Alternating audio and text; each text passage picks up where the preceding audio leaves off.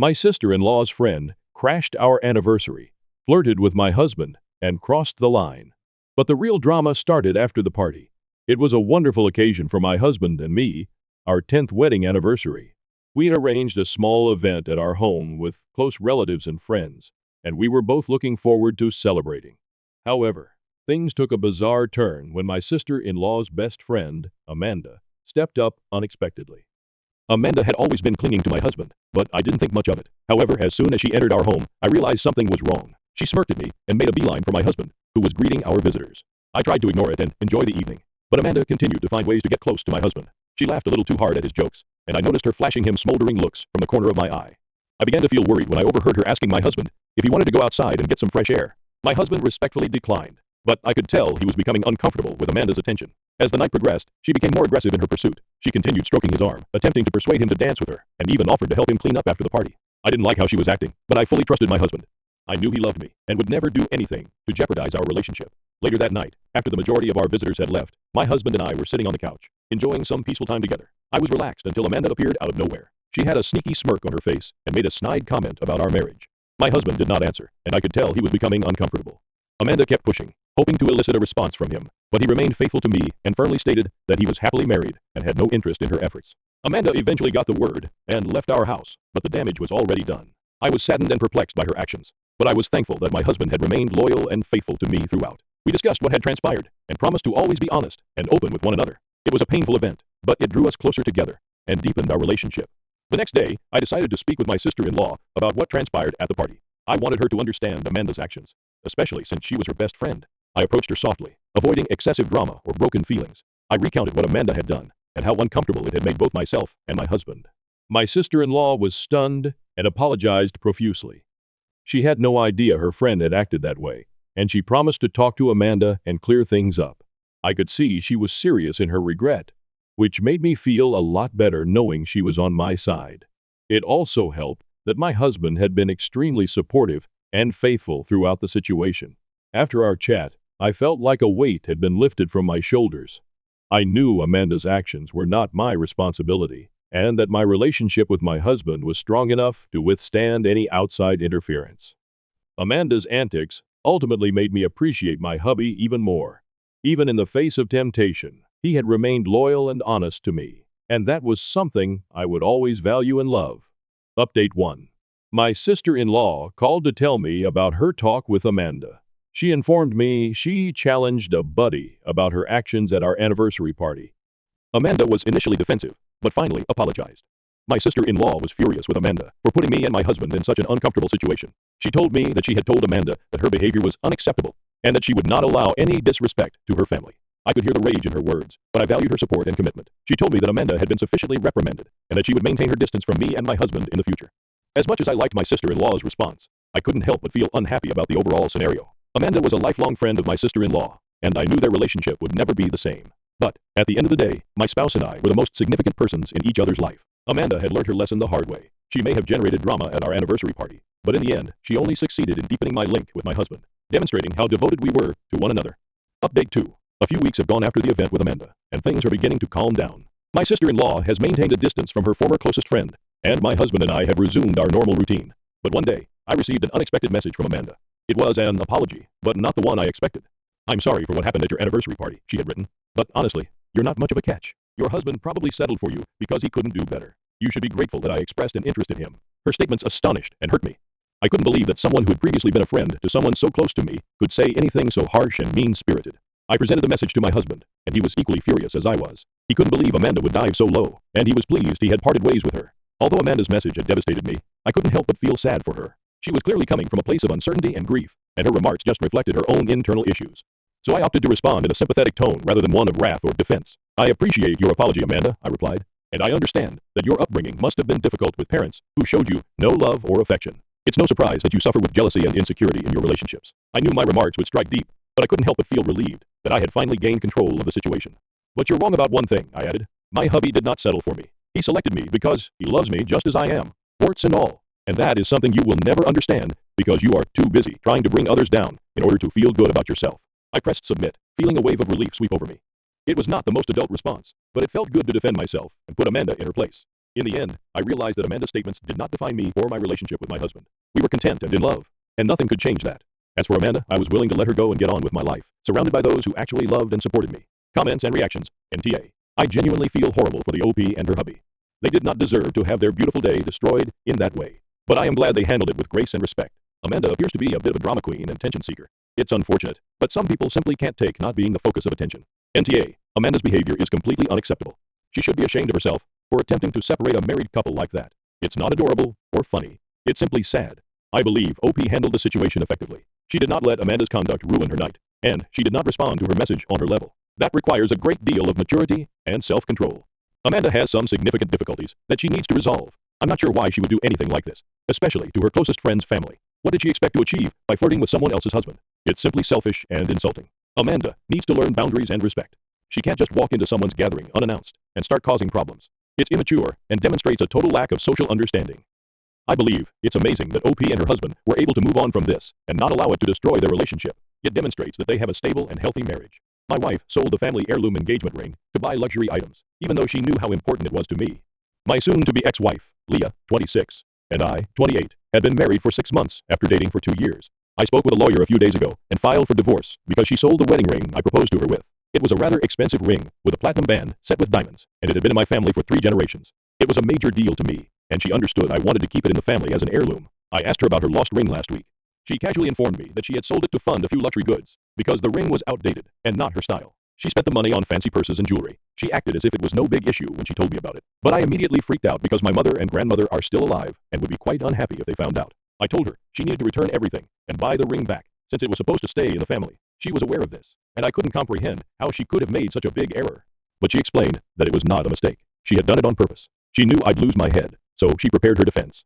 Apparently, she had disliked the ring from the day I proposed, but had not said anything because it belonged to our family. However, now that we were married, she claimed it was technically hers, and she could do whatever she wanted with it. That was her rationale, and she believed it was sound logic. We had a huge quarrel, screaming at each other like never before. I assured her I was willing to do whatever it took to get the ring back. She informed me that she was not returning anything, and that if I wanted the ring back, I would have to buy it back from the buyer myself. I was so unhappy that I packed a tiny bag and drove to a suburban hotel where I'm currently staying. She didn't try to stop me, and she didn't even look up as I left. Since then, she has not attempted to contact me. I waited 2 days for her to get back to me. When she didn't respond, I contacted my pals who recommended a decent divorce attorney. On the 3rd day, after consulting with the lawyer, I blocked her everywhere. Yesterday, I signed the divorce papers and returned home throughout the day. I skipped work so I could go home when she wasn't around. I went inside, placed the divorce papers on the coffee table, and began sorting through my belongings. Fortunately, a few friends were willing to help me. They assisted in carrying the heavier and larger items, which are being stored at their homes until I find another place to live. By the time I finished, everything that belonged to me had vanished, and there was no sign of me left. Then, I returned to the motel. When Leah returned home from work after 6 p.m., her parents began calling me. They texted me that I couldn't do this, that I should only talk to her once, and that I needed to unblock her because this was petty. They claimed that I could not simply end our marriage over anything like this. I didn't care. I blocked them as well.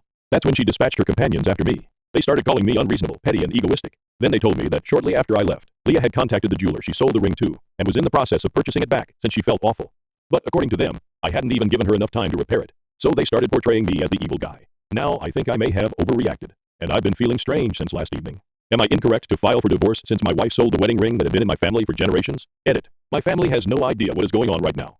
I don't want them to worry, so I haven't told them anything. My maternal grandmother is pretty elderly. She was the original owner of the ring when my grandfather proposed to her with it. I don't want to risk giving her a heart attack, which she would undoubtedly have if she discovered that Leah sold the ring. The ring is really important to my family, and I've been chatting with the jeweler Leah sold it to for the past 3 days. She had given me his contact information while we were fighting, telling me that if I really wanted the ring back, I could go buy it myself. However, I have yet to be able to get it back because the jeweler is asking for considerably more than he paid Leah for it. I'm currently negotiating with him. I also asked if Leah was trying to repurchase the ring, and he verified that she was. He told me he'd sell it to whoever had the money first. Meanwhile, if another client offered a higher price than the one he quoted us, he would sell it to them instead. So I need to move quickly because the ring is on display at his store, and he doesn't take reservations. If someone offers greater money, he will sell to them. It's been frustrating dealing with him, but at the end of the day, he's a businessman, so I can't hold it against him. After all, Leah sold him the ring, and he paid a nice price for it. It's all fair game to him. I'm just crossing my fingers that I can get the money together as quickly as possible. Maybe he'll drop the price he's quoted, and I'll be able to buy it back. Only then will I tell my family what's been going on. Otherwise, things will become very messy, and I do not want them to panic. Update 1. It has been 4 days since my first post here. Thank you to everyone who left comments on my post. It was tremendously reassuring to know that I was doing the correct thing after greatly doubting myself. Her pals definitely got inside my thoughts. They went out of their way to make me a villain, but I didn't take it personally. I've blocked all of her friends and family members. I don't want to interact with any of them because of what's happened in the last few days. It's really been playing with my mind. Leah and I have been together for a few years, and I never anticipated this would happen. She's always been a bit materialistic, which I've had to tolerate, but I never expected her to go this far. What threw me off surprise was how she acted as if she had done nothing wrong. It's not as if we haven't fought before we have, just like every other couple. But this one was different. I saw an entirely different side to her, which is why I chose to get divorced. If she believed she could treat me the same way after only 6 months of marriage, she was mistaken. She can't walk all over me and expect me to stay. The ring may seem insignificant to some, but it means a lot to me and my family. It is not as if she was unaware of this. I indicated in my initial post that she was well aware that I intended to keep the ring as a family treasure. You don't just sell a family heirloom and then pretend everything is good, because, legally, you now own it. I wish I could convey all of this to her family and friends, who are so determined to portray me as the evil person, but frankly, I don't think it's worth the hassle. Leah hasn't even tried to contact me, which is unusual given how desperate she is. I know she has a burner account on social media, which I haven't disabled, but she hasn't sent me any messages from it, so I guess she isn't really trying to get back to me.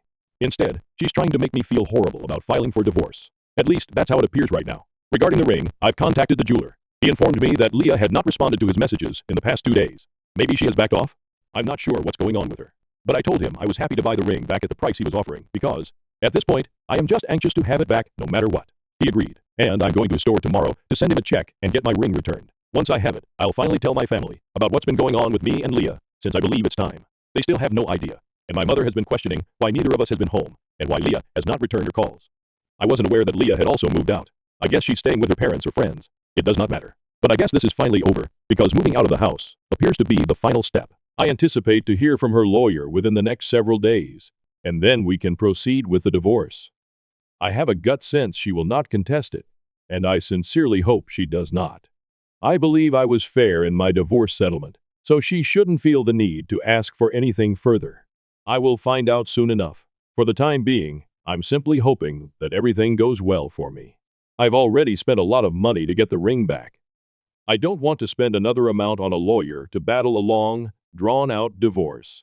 I just hope everything goes smoothly from now on. Update 2. 1. Eventually went to the jeweler's store today, paid him, and got the ring back. The guy seemed quite interested in my condition. He was quite talkative and had a tendency to gossip.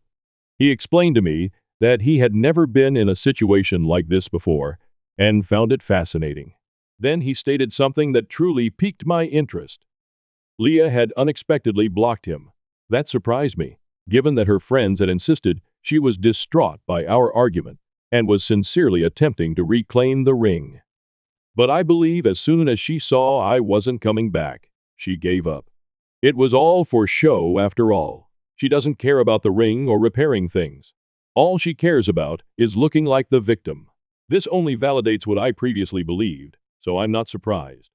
After visiting the jeweler, I decided to speak with my family and remove the band-aid.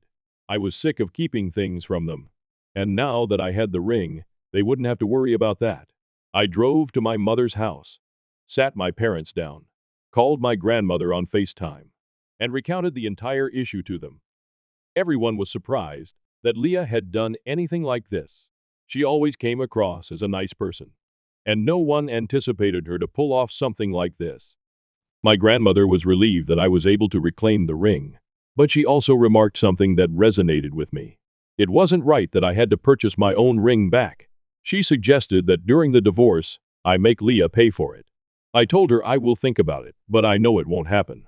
It would simply lead to a long war and countless negotiations, which is the last thing I want. These things can stretch on for months. And I don't have the time or money to continue squandering on lawyers. I didn't say it to my grandmother, but there isn't much I can do in situations like these, other than confess defeat. It seems horrible, but it's actually the more practical thing to do. We had no written agreement regarding the ring, so proving anything in court would be tough. Social conventions and family customs are not legally binding. Unless I had the best lawyers in town, pursuing her legally would be worthless. My parents understood this, therefore, they did not pursue the matter further. After we ended the FaceTime session with my grandmother, my parents expressed their disappointment with how things turned out with Leah. They had developed a strong liking for her. They have never had an issue with her before. She had always been an excellent daughter-in-law. And when we married, my parents were the happiest they had been. Leah blended right in with our family, like the missing piece of a puzzle. And now, less than a year into our marriage, we were getting divorced. I ended up weeping while they were speaking to me. They had to console me since, up until now, I had not allowed myself to cry or properly express my emotions. But today, I couldn't keep back. Hearing my parents talk about Leah and how unhappy they were about the situation only made me feel worse about all I was going through. And they were correct. We were already divorcing after only a year of marriage. I never envisioned something like this happening just a few months, let alone a few weeks ago. But now, it is occurring, and there is little I can do about it. The toughest part is that I know Leah believes she did nothing wrong. That's why she sent her family and friends after me to guilt trip me into returning. The whole event with the jeweler was purely for show. She wanted to appear upset, but the truth is that she probably wasn't. She doesn't comprehend how important this was to me. She believes I'm overreacting, and that's the worst part. But after speaking with my parents today, I felt lighter. It felt like a great weight had been lifted off my chest. They told me they were proud of me for sticking up for myself and my family, for refusing to let anyone walk all over me, even if I love that person. That's all the reassurance I need. At the very least, my parents believe I am doing the right thing and am not overreacting. Whatever hurts me, harms me. I can't change that. And if Leah doesn't care that she harmed me, maybe we should end this marriage while we still can. Now, I'm just waiting for her response to my divorce filing. I sincerely hope she does not contest anything because it is the last thing I need right now. She's already brought me enough difficulty. I don't want any more. Update 3. It's been a few days since my last update, and I've been busy. I had missed a few days of work, so I had to make up for lost time, including working overtime. Given my existing circumstances, I couldn't afford to upset my bosses. Instead of relaxing, I spent my free time hunting for an apartment close to my employment. Staying at a hotel was no longer practical. Thankfully, I was able to find a place with a fair rent, and I'll be moving in next week. Naturally, dealing with the practical issues of my life kept me extremely busy, so I didn't have much time to reflect about Leah and everything that had gone wrong. In some ways, it served as a good distraction. But then she called me last evening. It was from an unfamiliar number, so I picked it up intuitively. And when I heard her voice on the other end, I stopped. I wasn't sure whether to stay on the line or hang up, so I just remained silent. She did not apologize. She did not even admit what she had done. Instead, she stated that she wanted to speak with me one final time, despite the fact that she admitted she had no authority to do so. She stated she wanted to meet with me in person to give over the signed divorce papers and have one final talk to clear things up. Even when I didn't react, she simply said she'd be waiting at home in the afternoon. Then she hung up. For the rest of the evening, I was unsure what to do. But this morning, I decided to finally head over, even if I didn't want to talk to her. I figured it was a good idea to get the divorce papers in person. Part of me was curious about what she needed to clear up with me. So I went home, and by then, the place had mostly been emptied out. Only the furniture remained. But since the house had already been equipped, it was evident that it would stay. We were planning to end the lease at the end of the month anyway. She gave me a check in addition to the papers. I was perplexed, but then I saw the amount. It was quite considerable. She explained that she had returned everything she had purchased with the proceeds from the sale of the ring. She decided that because we were no longer going to be together, it would be best to return the money. It was a few thousand less than what I had paid the jeweler to buy back my ring. I told her, and she said that whatever amount I had to pay, she would pay the balance in payments over the next few months. She could only afford to offer me this right now. I was fine with that because, honestly, I received some of it back, whereas I had anticipated losing whatever I had spent on the ring. It was a little odd, but I thanked her. She finally apologized. She was already in tears, telling me that she had never planned for things to go so wrong. But it was plainly too late to remedy anything, so perhaps it was best if we just let each other go. I didn't know what to reply, so I remained there awkwardly silent as she continued chatting. She informed me she'd been feeling terrible about everything for the past few weeks, ever since I left home. Even though her family and friends supported her, she couldn't believe she had done the right thing or that I had overreacted. Somewhere deep down, she knew I was correct and that she had made a tremendous mistake. She told me that she had wanted to contact me several times before, but since I had already blocked her, she was scared that if she did, I would reject her, which she couldn't bear. So she just stayed away. She also stated that she knew I deserved better, thus she felt it was right for us to divorce. Despite the fact that she was crying, she managed to finish her speech. Then she left without waiting for an answer from me. I was in shock, so I stood in the living room for a few minutes after she departed. Then I sat on the couch, attempting to make sense of everything. I started crying about a half hour after hearing her car pull away. Then I finally left and returned to the motel. I am going to the bank tomorrow to cash the check. I've already spoken with my lawyer about the papers. And since there's nothing else to discuss, we'll just have to wait for the waiting time to end. Then we will be officially divorced. I expected this to feel much better than it does now, but I suppose with time, I'll move on. For the time being, however, it hurts, and I'm going to let it hurt because there isn't much else I can do. Update 4. I cashed the check today at the bank, and for some reason, it felt incredibly liberating. Leah and I haven't spoken in a few days since our last interaction at the house, and I believe I'm finally letting go. Holding on to all of my anger and hurt will do me no good. I just want to forget about that whole situation and get on with my life. I had already moved out of the hotel and into my new apartment. Thanks to my pals, I was able to get everything set up rather quickly. I am so grateful to have such supportive friends. They've been checking in on me as often as they can. I'm also grateful to my parents who've been there for me emotionally. I don't think I would have been able to deal with this as well as I am now if it hadn't been for them. And it's not as if I don't miss Leah or regret what has occurred. Of course I do. But I can't let it get in the way of my life since the world won't stop for me to digest my emotions. I am still going to have to work. I'll still have to keep up with the bills and everything else. I'll still have to do everything I'm supposed to do. To stay up, I needed the emotional support I've received from everyone. So I'm grateful that I have such a strong support system. In a few weeks, my divorce will be final. After that, I'll be done with the legal matters. I'm thinking about going on a vacation or doing something exciting and unplanned to take my mind off things, because I believe I need a change of pace right now. I've spoken with a few pals, and they seem enthused about the prospect of traveling together. Perhaps I will take them up on that. Leah and I are no longer together as evidenced by her social media post. I don't use social media much, so I didn't post anything or make any announcements. But she did. Many of our mutual acquaintances contacted me. Some simply wanted to assure me that things will improve, while others only wanted to gossip. But at least everyone knows now, so I don't have to explain anything. For that, I am grateful. That being said, I'm looking forward to moving on. Update 5. Hello everyone. My divorce was finalized earlier this week. Leah contacted me again from the same number she had used before to apologize. Instead of remaining mute, I told her that I wish things could have worked out with us. But that is how it is. I wished her only the best for the future. She thanked me, and then hung up. And that was all. It hurts, but I suppose this is the closest we'll get to having any form of closure. Now I'm actively attempting to move forward with my life. As I indicated in my previous update, I'm set to embark on a trip with a couple of my friends in a few days, which I'm very happy about. I've been looking forward to this for weeks, and it's finally happening. It actually feels like I'm beginning a new chapter in my life, which is very thrilling. Of course, I'm not totally done with the chapter I've left behind, but I can't go back. The only way to proceed is forward, and I'm hoping this tour performs its job successfully. That being said, I don't anticipate vlogging here anytime soon. So I'd like to thank everyone who has commented on my posts, supported me, and even reached out to me. It's very wonderful of you. The fact that you are all strangers to me and still care about my situation is extremely amazing. So thank you. I mean it. My parents rejected me when I chose a blue-collar life, but now they want back in. Am I the asshole for refusing to help?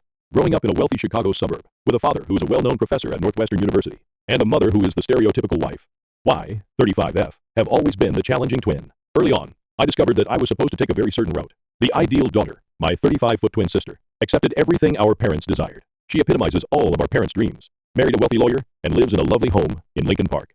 From my earliest recollections, our house resembled a meticulously organized museum, with each item having its own location. While my mother's realm was the spotless living room where she invited faculty spouses for afternoon tea, my father's study was crammed with leather-bound volumes and academic honors. My sister and I were expected to be living examples of their success even as kids. Well-groomed, well-behaved, and constantly successful.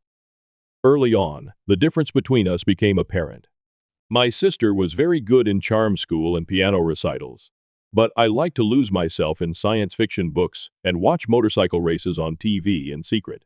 Our mother's constant correction was the answer. Sit up straight, sweetheart. Don't cross your legs. Cross your ankles. Every instruction was given with a smile that never quite made it to her eyes. Do try to smile more. The pressure definitely increased in high school. My sister became a member of every club that was relevant to her, including debate team, student government, and Young Republicans. Despite being compelled to do so, I didn't want to. I proposed setting up a fundraiser for a nearby motorcycle maintenance training program for at-risk teenagers during a particularly memorable student council meeting. For weeks, I was plagued by the terrified expression on my mother's face when she learned about it. The impact of our father was not limited to our household. He was well known in Chicago's intellectual and corporate circles as a renowned economics professor at Northwestern. These relationships served as the foundation for our futures and were more than just social capital. Through his network, every summer internship, college application, and employment opportunity was meticulously planned.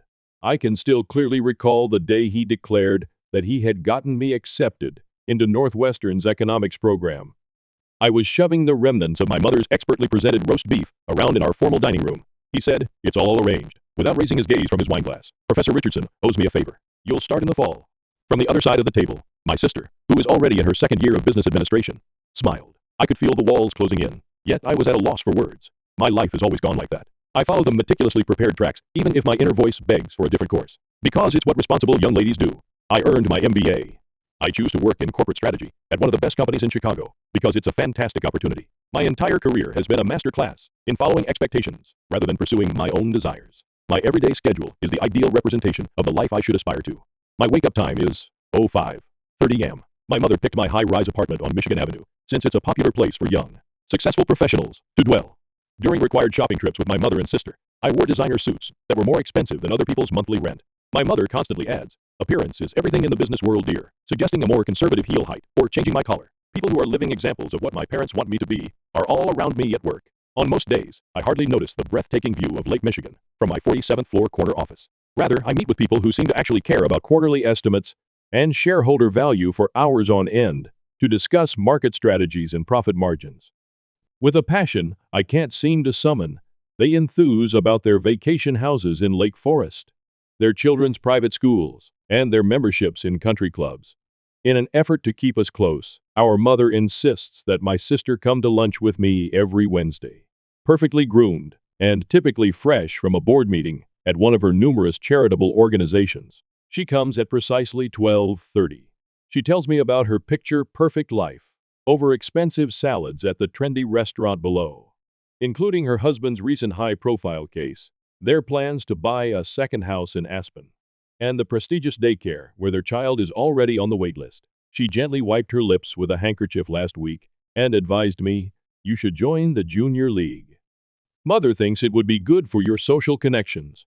Besides, you need to start thinking about marriage. All the best eligible men are involved in charity work." I instinctively agreed, as I've come to do when my family offers advice on how to live my life. In all honesty, this world of manufactured perfection is smothering me. While my colleagues enthusiastically debate market penetration tactics and hostile takeovers in meetings, I can't help but stare at the construction workers in the building across the street. They're making something substantial, doing something real. I can be so envious of them at times that it hurts. I found myself scribbling motorcycle ideas in the margins of my notes during a particularly dull budget discussion last month. Upon noticing, my direct report looked at me with anxiety. I promptly turned to a blank page and made myself concentrate on the supply chain efficiency optimization PowerPoint presentation. I heard him express concern to another management later that day over my dedication to the company's mission. Weekends are the worst. I'm stuck driving through the city's industrial areas while my sister and her husband go to country club parties and charity galas. I pretend that I'm working late, but in reality, I'm drawn to the unadulterated, authentic elements of Chicago that they deny exist. I observe those who make things with their hands and appear to truly like what they do, such as welders at their shops, artists in their studios, and mechanics working on automobiles. Everything changed last night. My BMW, my father's thoughtfully selected graduation present, began to make a menacing grinding sound after yet another heartbreaking day of acting as though I cared about market forecasts. I was in the wrong part of town, as my mother used to say, but I had to stop or risk getting stuck. Just before closing time, I stopped into a nearby auto repair shop and saw the check engine light flash mockingly. I met Jake at that time. With a welding torch in hand, Jake, 35, was the final guy left working, hunched over a handmade motorbike frame. Jake was authentic. Work boots, faded trousers, and hands that demonstrated he truly made a living. In contrast to the polished business people my parents are constantly attempting to pair me with. He looked up and grinned, but it wasn't the staged smile I see at business events. It was sincere. It extended to his eyes. "Timing belt's about to go," he observed, having listened to my engine for less than a minute. "I can fix it now if you want to wait." Simple competence without any corporate language or ulterior motives. Even though I could hear my mother's disapproving voice in my mind about being in that neighborhood after dark, I found myself nodding. We chatted while he worked. Jake shared with me his experiences progressing from simple welding to more complex metalwork, his aspirations to start his own custom fabrication business, and his passion for creating things by hand. He showed me the motorcycle he was restoring, which fused contemporary engineering with vintage design. My practice presentations about market expansion strategies seemed insignificant in comparison to the enthusiasm in his voice as he described the technical specifics. He said, "Want to see something cool?" He fixed my car and then showed me a part of the business with a number of finished projects. Every piece was distinct, the ideal fusion of creativity and utility. After years of moving papers in my corner office, I felt more a part of actual production as I ran my fingers over the beautiful curves of the metal. We ended up sipping coffee from the shop's antiquated vending machine and spoke until long after midnight. Jake told me about his upbringing with a single mother who was a nurse, his time at community college studying his craft, and the joy he gets from making something enduring by hand. I started talking more about my life, including the oppressive expectations, the constant comparisons to my sister, and the increasing sense that I was living someone else's fantasy. You know, he began slowly. Metal's interesting. People think it's rigid, unchangeable. But with the right heat and pressure, it can become anything. Sometimes the most beautiful pieces come from metal that's been stressed and reformed. I did not fail to notice the metaphor. I've been seeing Jake practically every day since that night. After work in the shop, he's been teaching me the fundamentals of welding.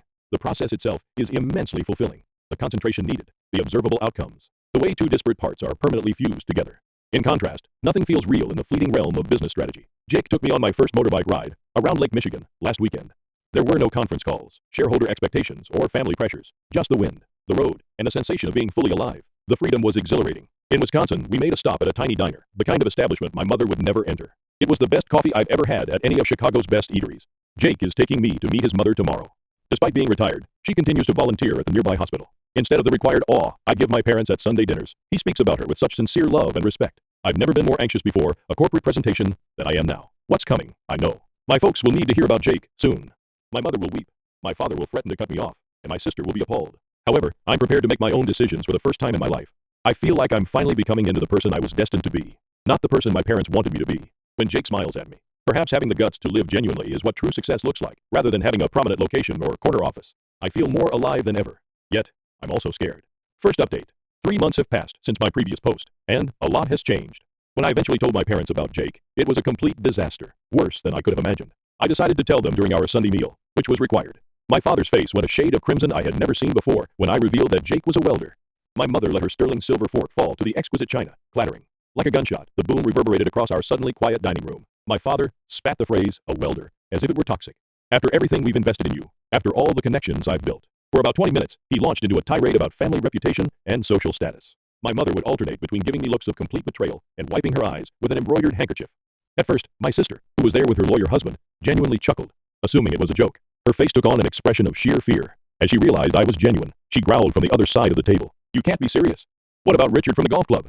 His family's been asking about you. When I told Jake that I was thinking of quitting my corporate position to assist him in launching his custom fabrication company, the situation became heated.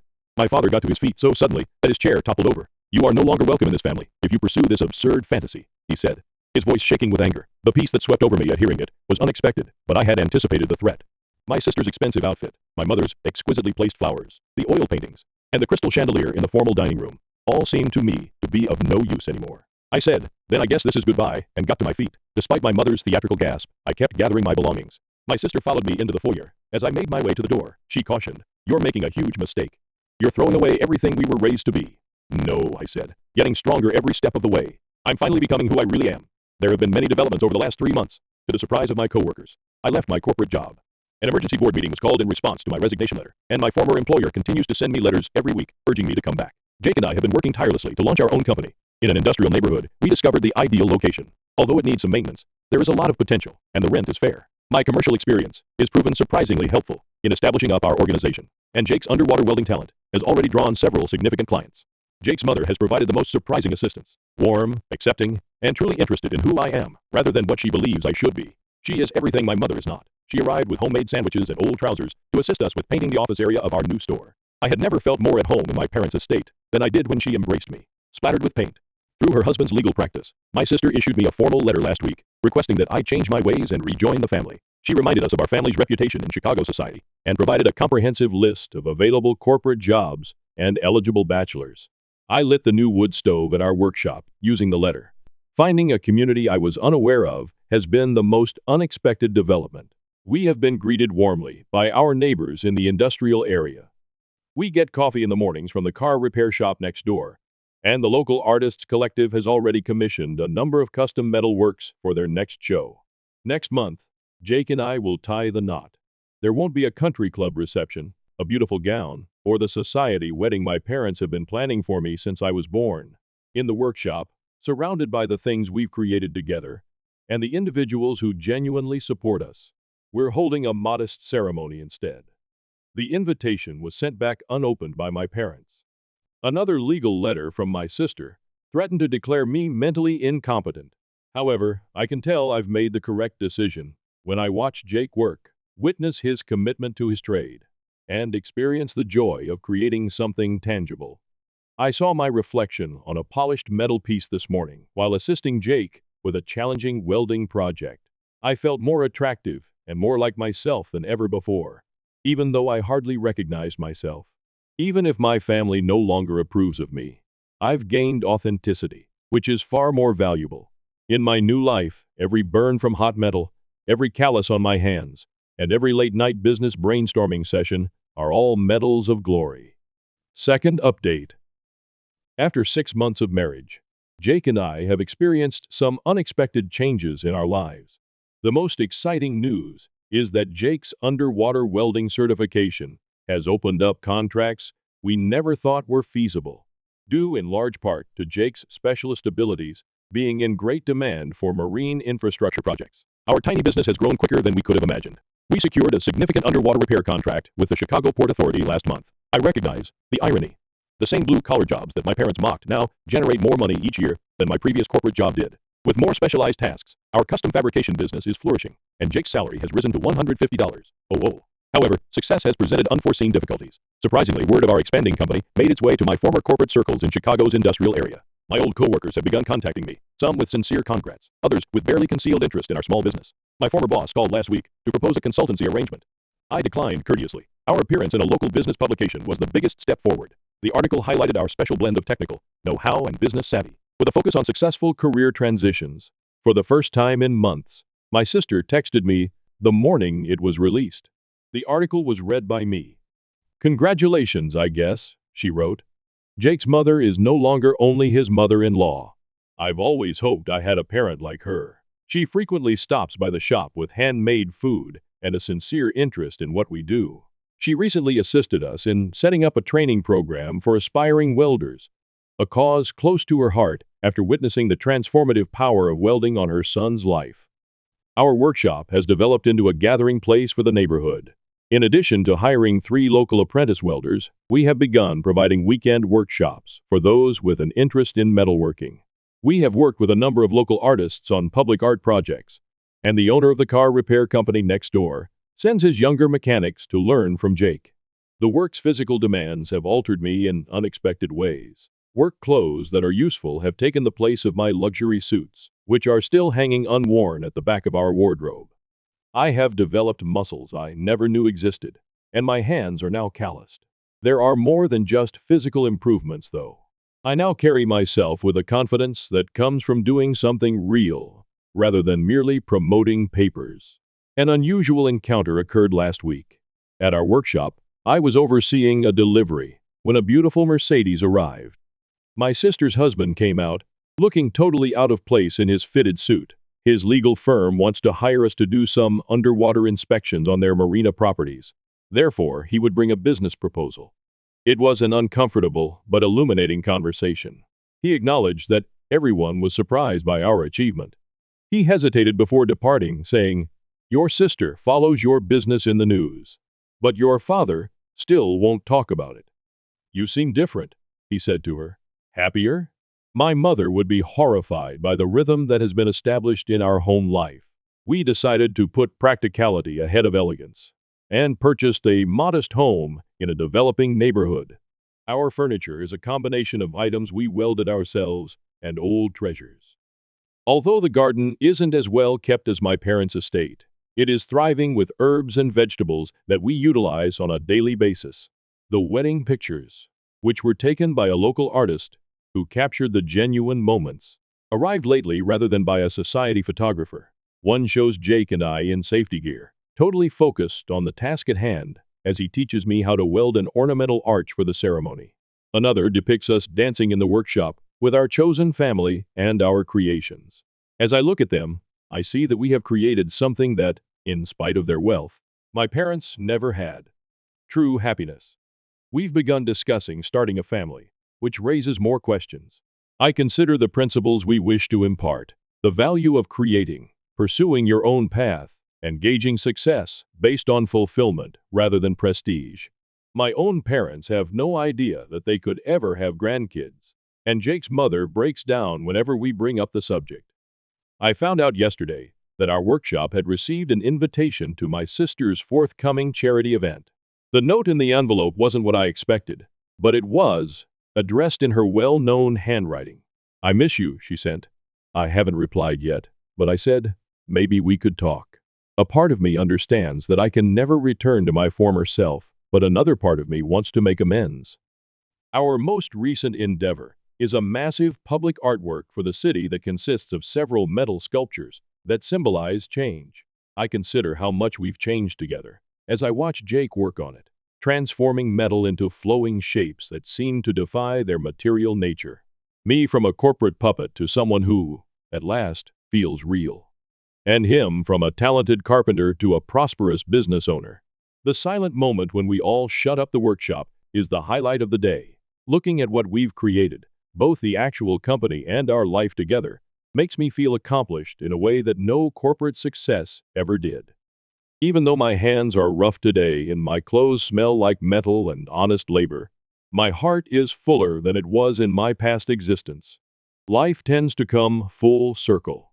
I hadn't seen my parents in more than a year until they unexpectedly dropped by our studio yesterday.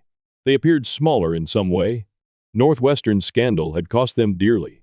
Due to claims of harassment, my father, who was once a proud professor, was forced to leave.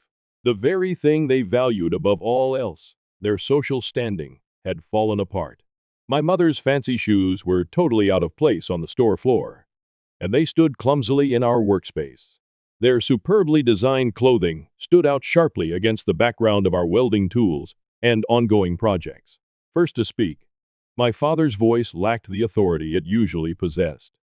In between my mother's hardly contained cries, the story poured out. "We need your help." My sister's husband, the accomplished lawyer they had always commended, refused to assist until they paid his entire legal bill after the scandal surfaced. My sister sided with her husband when they were unable to pay his rates. They were ordered to vacate the guest home at my sister's house where they had been residing. My mother remarked sourly, "Your sister believes it will harm her reputation." The irony of what she said didn't escape my notice after everything we did for her. I recalled all the times they had cautioned me that picking Jake would harm the family's reputation. My father surveyed our studio, his gaze resting on the honors we had just received for our unique workmanship. The wall was framed with an article from the local newspaper about our success. From corporate to creative, local welding business makes waves. He said the words, "We thought perhaps we could stay with you for a while." With difficulty. Behind me, I sensed Jake's steady, encouraging presence as usual. He quit his job, but he didn't get involved, so I was free to manage my family the way I wanted. That small gesture of respect and trust said a lot about our relationship. When I truly looked at my parents, I realized what they were no longer able to conceal. The flawless facade was crumbling, and the fine clothing were a little shabby. They were here because they had nowhere else to go. Not because they had accepted me or my decisions. "No," I answered in a firm voice. "You can't stay with us." The phrase released something I had been holding on to for too long, like a key turning in a lock. "You threw me out of the family when I chose this life. You can't come back now just because you need something." My mom's face fell flat. She begged, "But we're your parents." A hint of my father's former authority emerged as his face darkened. "After everything we've done for you," I cut in. "That's exactly the problem. Everything you did was to control me, to make me fit your image of success. When I found my own way, you disowned me. And now that my way has proved successful, you want back in?" I pointed to our workshop. "See all this? The business you thought was beneath you, it's thriving. The husband you rejected, he's more successful than most of your country club friends. The life you said would embarrass the family, it's featured in business magazines." "But that's different," countered my father. "We can see now that you've made something of yourself." "No," I interrupted him once more. "That's not different at all. You still don't get it. I didn't need to prove anything. My worth isn't measured by income or social status. I'm happy because I'm finally living authentically, not because we're successful." After a while, they departed. My father stiff with rage and my mother in tears. As we saw their fancy car drive out, Jake gave me a hug. Simply, "You okay?" he inquired. I was more than fine. I had freedom. As we shut down the store later that night, I reflected on the path that had led me here. The corporate job I had detested, the familial pressure I had fled, the love I had discovered, and the company we had established. I had been moving toward myself with each step I took away from my parents' expectations. I came to a surprising realization while examining our most recent project, a sophisticated metal sculpture that the city had commissioned. Life occasionally requires extreme heat and pressure to create something beautiful, much like the metal we deal with. That heat had been my parents' rejection, and I had grown stronger and more authentic as a result. They failed to realize that they were giving me a cage by attempting to reintegrate me into their culture, regardless of how plated. With a partner who loves me for who I am rather than what he wants me to be.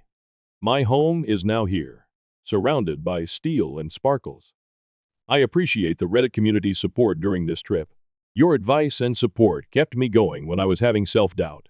I'm thankful for this platform that allows me to share my story, because sometimes the most difficult decisions are the best ones. To everyone who must make similar decisions, remain loyal to who you are. Although the journey may be more difficult, the end result is worthwhile. I took back my house and left my mother homeless after she disowned me for not attending my sister's wedding. Hey Reddit! My mom's favorite was always clear when I was growing up.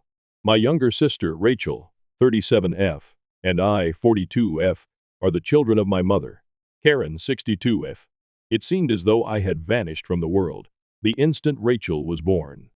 I don't want to come across as theatrical, but this is the reality. My mother was naturally quite protective of Rachel, because she was born underweight and ill. I get that it must have been frightening for her to have a sick kid, but Rachel was the only child that Karen cared for, rather than merely the family's baby. Rachel received royal treatment. Her needs, wants, and moods were the center of attention. For example, Mom would hand feed Rachel until she was well into middle school, since she disliked eating by herself. Mom would simply complete any school projects or homework for Rachel. No questions asked. Mom allowed Rachel to stay at home if she didn't feel like going to school. And then there was me. I had clothes, food, and other essentials, so I wasn't completely disregarded. But I was alone emotionally. Unless it had to do with Rachel, Mom never truly cared about me. Mom was preoccupied at a spa and forgot about a dentist appointment I had when I was around 10 years old. After hours of waiting outside the school, a family friend saw me and offered to drive me home. My mother pretended it wasn't a huge thing when I returned. "Oh, I thought you'd figure it out," she simply said. The only person who actually saw me was my father, Michael. May he rest in peace. He wasn't home as much as I would have liked because he worked so much, but when he was, he tried his best. When Karen and Rachel weren't there, Dad and I would go out for movies or ice cream. He would give me extra cash for birthdays or school outings, but he would urge me not to tell my mother. In retrospect, I believe he was attempting to compensate me for feeling so unnoticed. But Dad could not deny the favoritism no matter how hard he tried. Everything was always better for Rachel. I had to save money or work for what I desired. Rachel, however, only needed to ask, and it would materialize. I requested a bike one Christmas, and Rachel made a last-minute request for the same item. Rachel received a brand new, gleaming bike beneath the tree on Christmas morning. I received some socks. "You're older," Mom responded when I inquired why. "You can get one for yourself by saving money." However, it was more than just material possessions. Rachel's happiness was Karen's obsession. Mom would move quickly to resolve whatever small problem Rachel was having, such as a friend not texting her back or receiving a poor grade. I quickly learned not to bother going to her for anything, though, as she would tell me to stop being so dramatic or figure it out like an adult whenever I was upset about something. Of course, Rachel took it all in. Why wouldn't she? She was living the dream since Mom took care of everything for her, so she didn't have to do anything. Rachel eventually stopped learning even the most fundamental life skills.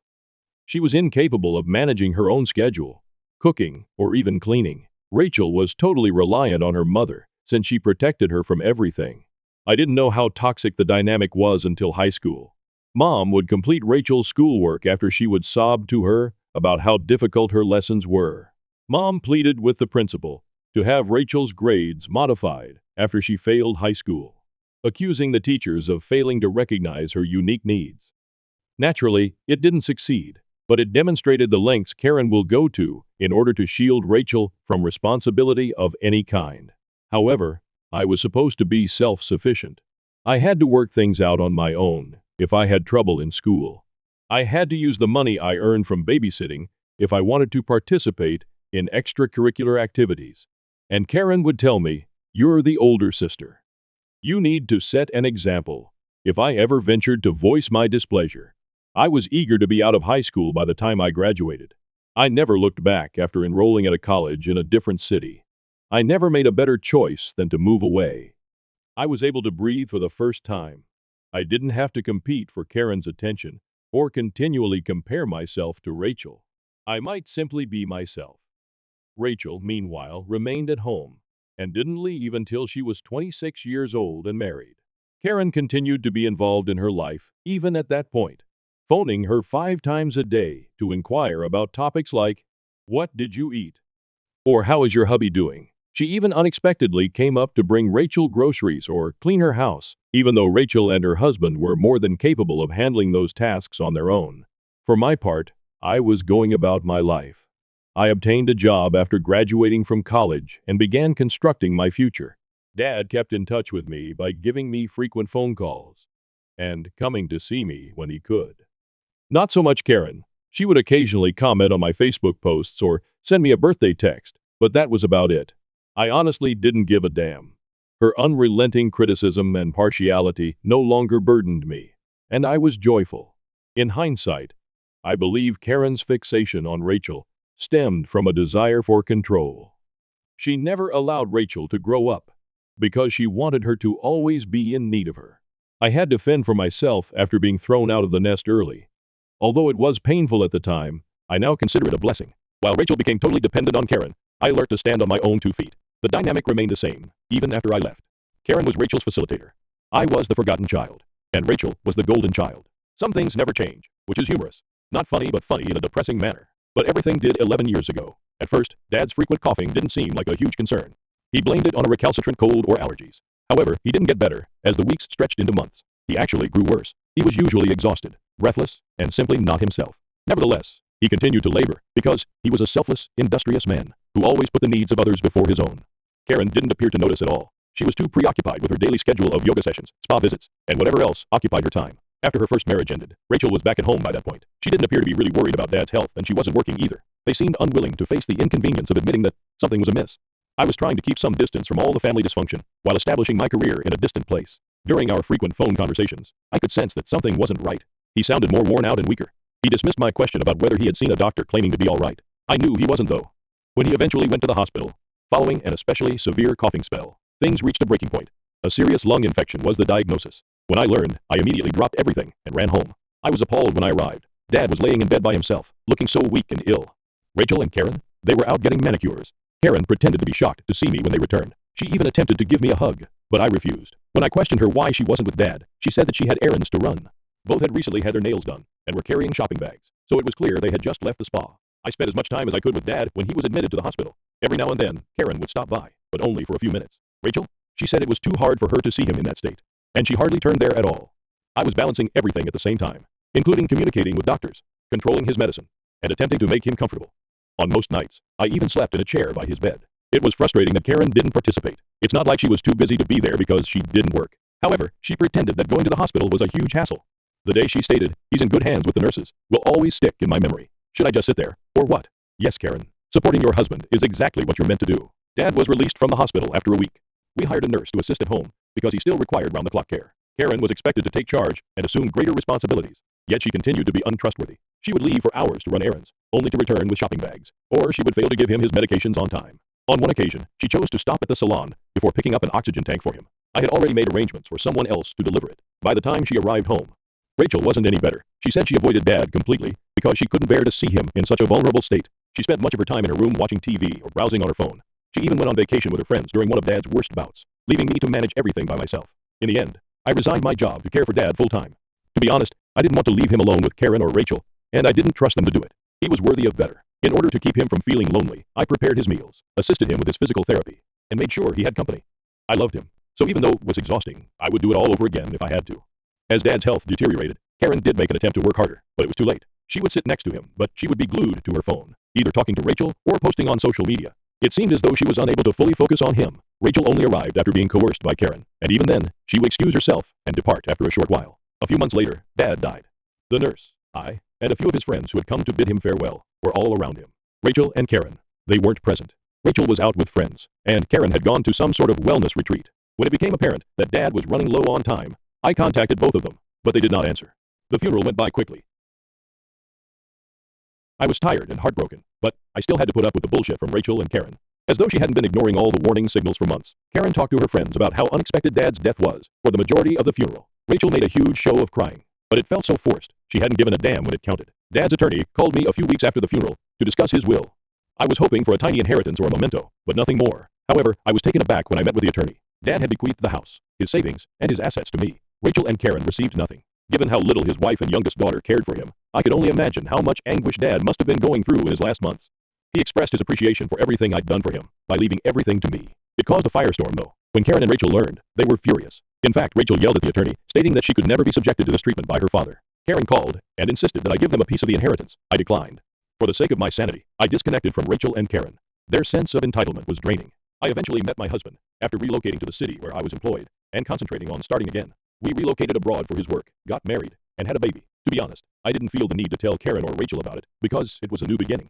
After a few years, I became a mother to my daughter. Karen appeared at my place out of the blue. It was unexpected to see her at my door, as I hadn't spoken to her in years. She appeared more worn out and less put together. She sobbed, expressed regret, and expressed her want to be involved in my daughter's life. She even acknowledged that she felt bad about the way she raised me. She said she just wanted to make amends, because she had been living with remorse ever since Dad died. Although I must admit that I didn't trust her, I chose to give her a chance. It was all right for a time. Karen would occasionally send gifts and make video calls to see how my daughter was doing. For once it felt normal. Then, predictably, the hints began. I thought it would go away. So I disregarded Karen when she casually said how hard life had been for her since I took everything, or how she was having financial difficulties. Karen gave me a call around a month ago. The fact that she seemed enthusiastic made me uneasy right away, because Karen doesn't call unless she needs something. She struck up a discussion by inquiring about my spouse and daughter, which was already strange. Then she revealed the shocking news that Rachel was getting married once more. As you recall, Rachel's first marriage ended almost a year later. She never really put her life back on track after moving back in with Karen. Rachel and I hadn't spoken for more than 10 years, so this news was unexpected. Karen talked endlessly on Rachel's significance of this wedding, how it was a new beginning for her, and how pleased the family would be. I congratulated her, was courteous, and assumed that was the end of it. But obviously not. Karen went on to say something like, "You know, Rachel has had a really difficult time organizing this wedding within her budget. After everything she's been through, she deserves a lovely day." I knew where this was going, so I said nothing. "I was hoping you could help out with the expenses," she finally added. "Considering everything your father left you, it's the least you can do." I was astounded. To begin with, Rachel and I don't even communicate. Second, what level of entitlement is required to demand payment from someone who isn't even invited to the wedding? Indeed, Karen made it apparent that I was not invited. "Oh, we assumed you wouldn't want to travel with a baby, but of course you're welcome to come," Karen said in an attempt to backtrack when I brought this up. "Your sister is getting married, so you don't need an invitation." I bluntly told her no. I had nothing to pay for. She attempted to place the blame on me by claiming that I had an obligation to assist Rachel as the older sister. She also mentioned Dad's wealth, saying that while Rachel was struggling, I was hoarding the family fortune. I informed her that Rachel and I were not romantically involved, and advised her to get in touch with Rachel directly if she needed assistance. Rachel, predictably, never did. Karen didn't accept rejection. She kept bringing up the same point in her voicemails and texts over the course of the following few weeks. I was disappointing Rachel. I was self-centered, and I didn't care about my family. "If you don't help, it will ruin Rachel's big day, and everyone will know it's your fault," she even stated. The problem is that Rachel and Karen were behaving as though I owed them money, but when I needed assistance, where were they? I was the one who put everything on hold to take care of Dad while he was ill. While everybody continued living their lives, I was the one who remained by his side, and now they wanted me to come through and save the day after years of silence?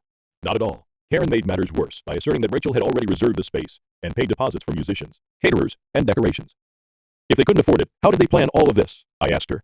What did she say? "You were what we needed." That was the last straw. I informed Karen that because I wasn't providing them any money, she could solve the problem on her own. She broke down in tears and threatened to cut me out of her life if I didn't help. "You already treated me like I didn't exist," I responded, laughing. "What makes a difference?" I hung up and blocked her after that. Although he cautioned that there would be criticism from extended family, my husband supported my choice. He was correct. Some family members contacted me and said that since family is family, I should be the bigger person and lend a hand. However, where was all of this concern when Karen and Rachel were treating me like trash? I disregarded them and refused to back down. I haven't replied, and to be honest, I don't intend to. But Karen left me a voicemail with the words, "If you can live with ruining your sister's wedding, then I guess you're not the person I thought you were." Too much of my life has been devoted to going above and beyond for folks who don't value it. I'm finished. I reached my breaking point after the wedding drama. In the house Dad left me, Karen and Rachel had been living rent-free for more than a decade. A part of me believed that especially after Dad's passing, it would be simpler to avoid the drama of evicting them. But as time went on, I came to see that they were not appreciative of me, did not respect me, and had no plans to ever be respectable. Let's go back a little. Karen and Rachel were furious that Dad left everything to me when his will was read. Karen said that because she had lived there for many years, it was her house. Rachel screamed about how unjust it was during her tantrum. In actuality, though, neither of them was worthy of a dime. When they couldn't even bother to come up most of the time, Dad left me the house because he could see how much I cared for him in his last months. "I see you, and I appreciate you," was how he expressed his gratitude. I allowed them to remain in the house, even after I inherited everything. I had the hope that they might change. However, Karen never once offered to pay me rent, and instead rented out one of the rooms to pay for her own costs, acting as though the house was hers. I was treated like a villain by Rachel, who told the rest of the family that I had tricked Dad into excluding her from the will. They didn't try to patch things up between them. I finally came to the conclusion that enough was enough. I needed to reclaim what was properly mine, since they had stayed too long. "I was hoping you could help out with the expenses," she finally added. "Considering everything your father left you, it's the least you can do." I was astounded. I don't even speak to Rachel, to start. Second, what level of entitlement is required to demand payment from someone who isn't even invited to the wedding? Indeed, Karen made it apparent that I was not invited. "Oh, we assumed you wouldn't want to travel with a baby, but of course, you're welcome to come," Karen said, in an attempt to retract her statement when I brought this up. "Your sister is getting married, so you don't need an invitation." I bluntly told her no, I had nothing to pay for. She attempted to place the blame on me by claiming that I had an obligation to assist Rachel as the older sister. She also mentioned Dad's wealth, saying that while Rachel was struggling, I was hoarding the family fortune. I informed her that Rachel and I were not romantically involved, and advised her to get in touch with Rachel directly if she needed assistance. Rachel, predictably, never did. Karen didn't accept rejection. She kept bringing up the same point in her voicemails and texts over the course of the following few weeks. I was disappointing Rachel. I was self-centered, and I didn't care about my family. "If you don't help, it will ruin Rachel's big day, and everyone will know it's your fault," she even stated. The problem is that Rachel and Karen behaved as though I owed them money. But when I needed assistance, where were they? I was the one who put everything on hold to take care of Dad while he was ill. While everybody continued living their lives, I was the one who remained by his side. And now they wanted me to come through and save the day after years of silence? Not at all. Karen made matters worse by asserting that Rachel had already reserved the space and paid deposits for musicians, caterers, and decorations. Since the invitations had already been sent, she claimed that canceling everything would make the family look foolish. If they couldn't afford it, how did they plan all of this? I asked her. What did she say? "You were what we needed. That was the last straw." I informed Karen that because I wasn't providing them any money, she could solve the problem on her own. She broke down in tears and threatened to cut me out of her life if I didn't help. "You already treated me like I didn't exist," I responded, laughing. "What makes a difference?" I hung up and blocked her after that. Although he cautioned that there would be criticism from extended family, my husband supported my choice. He was correct. Some family members contacted me and said that since family is family, I should be the bigger person and lend a hand. However, where was all of this concern when Karen and Rachel were treating me like trash? I disregarded them and refused to back down. I haven't replied, and to be honest, I don't intend to, but Karen left me a voicemail with the words, "If you can live with ruining your sister's wedding, then I guess you're not the person I thought you were." Too much of my life has been devoted to going above and beyond for folks who don't value it. I'm finished. I reached my breaking point after the wedding drama. In the house Dad left me, Karen and Rachel had been living rent-free for more than a decade. A part of me believed that especially after Dad's passing, it would be simpler to avoid the drama of evicting them. But as time went on, I came to see that they were not appreciative of me, did not respect me, and had no plans to ever be respectable. Let's go back a little. Karen and Rachel were furious that Dad left everything to me when his will was read. Karen said that because she had lived there for many years, it was her house. Rachel screamed about how unjust it was during her tantrum. In actuality, though, neither of them was worthy of a dime. When they couldn't even bother to come up most of the time, Dad left me the house because he could see how much I cared for him in his last months. "I see you, and I appreciate you," was how he expressed his gratitude. I allowed them to remain in the house even after I inherited everything. I had the hope that they might change. However, Karen never once offered to pay me rent and instead rented out one of the rooms to pay for her own costs, acting as though the house was hers. I was treated like a villain by Rachel, who told the rest of the family that I had tricked Dad into excluding her from the will. They certainly enjoyed living in a house they didn't pay for, but they didn't try to patch things up. After Karen's absurd request that I cover Rachel's wedding costs and the constant attempts at manipulation, I finally had enough. I had an eviction notice prepared after I called my attorney. Karen went insane when she got it. "You can't evict me," she yelled when she called me. "I call this place home. I've spent 45 years here." I politely told her that she had 30 days to leave the house and that it was legally mine. Naturally, Rachel threw herself into the conflict.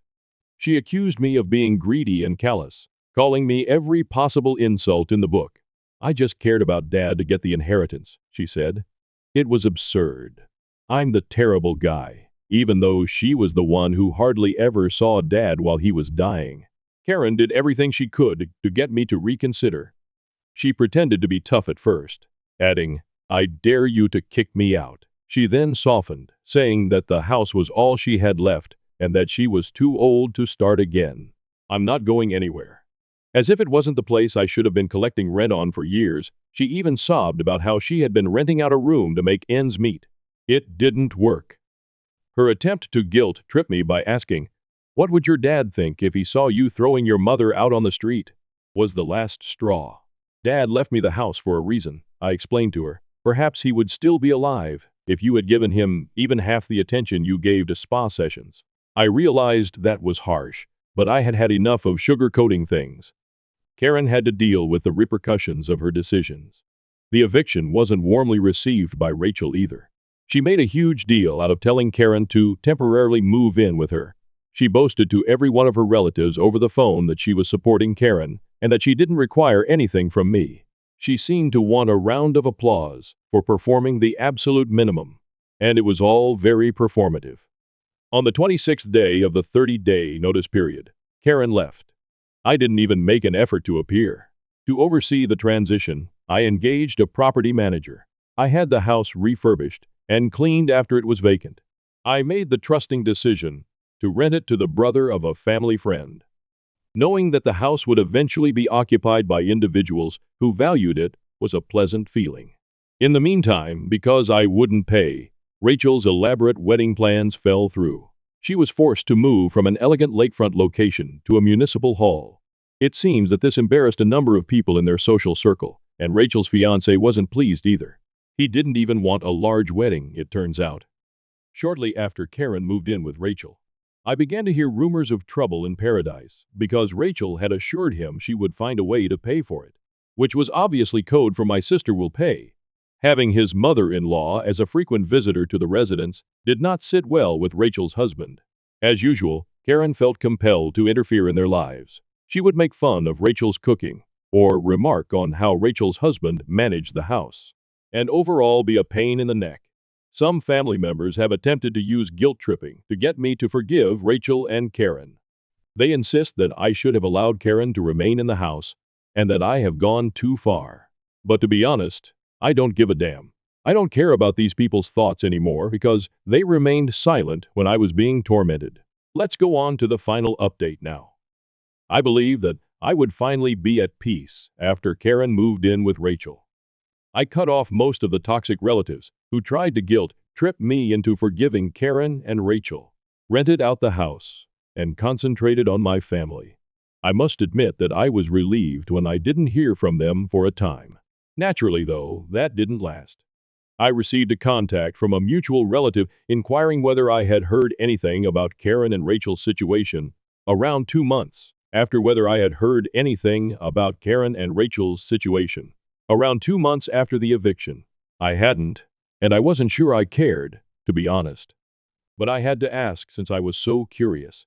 They told me things that were both frustrating and, dare I say it, gratifying. Chris, Rachel's husband, apparently had enough of Karen's interference and issued Rachel a final ultimatum. Either she leaves or I leave. Due to the wedding fiasco, Rachel was already at odds with him. Do you recall that she had promised him a lavish wedding, which I was supposed to pay for? Rachel felt ashamed in front of her friends and his family when they were forced to settle for a modest town hall ceremony when things didn't work out. There was a lot of friction in their relationship as a result of her disregarding Chris's warnings not to overextend financially. Things only got worse when Karen moved into their house.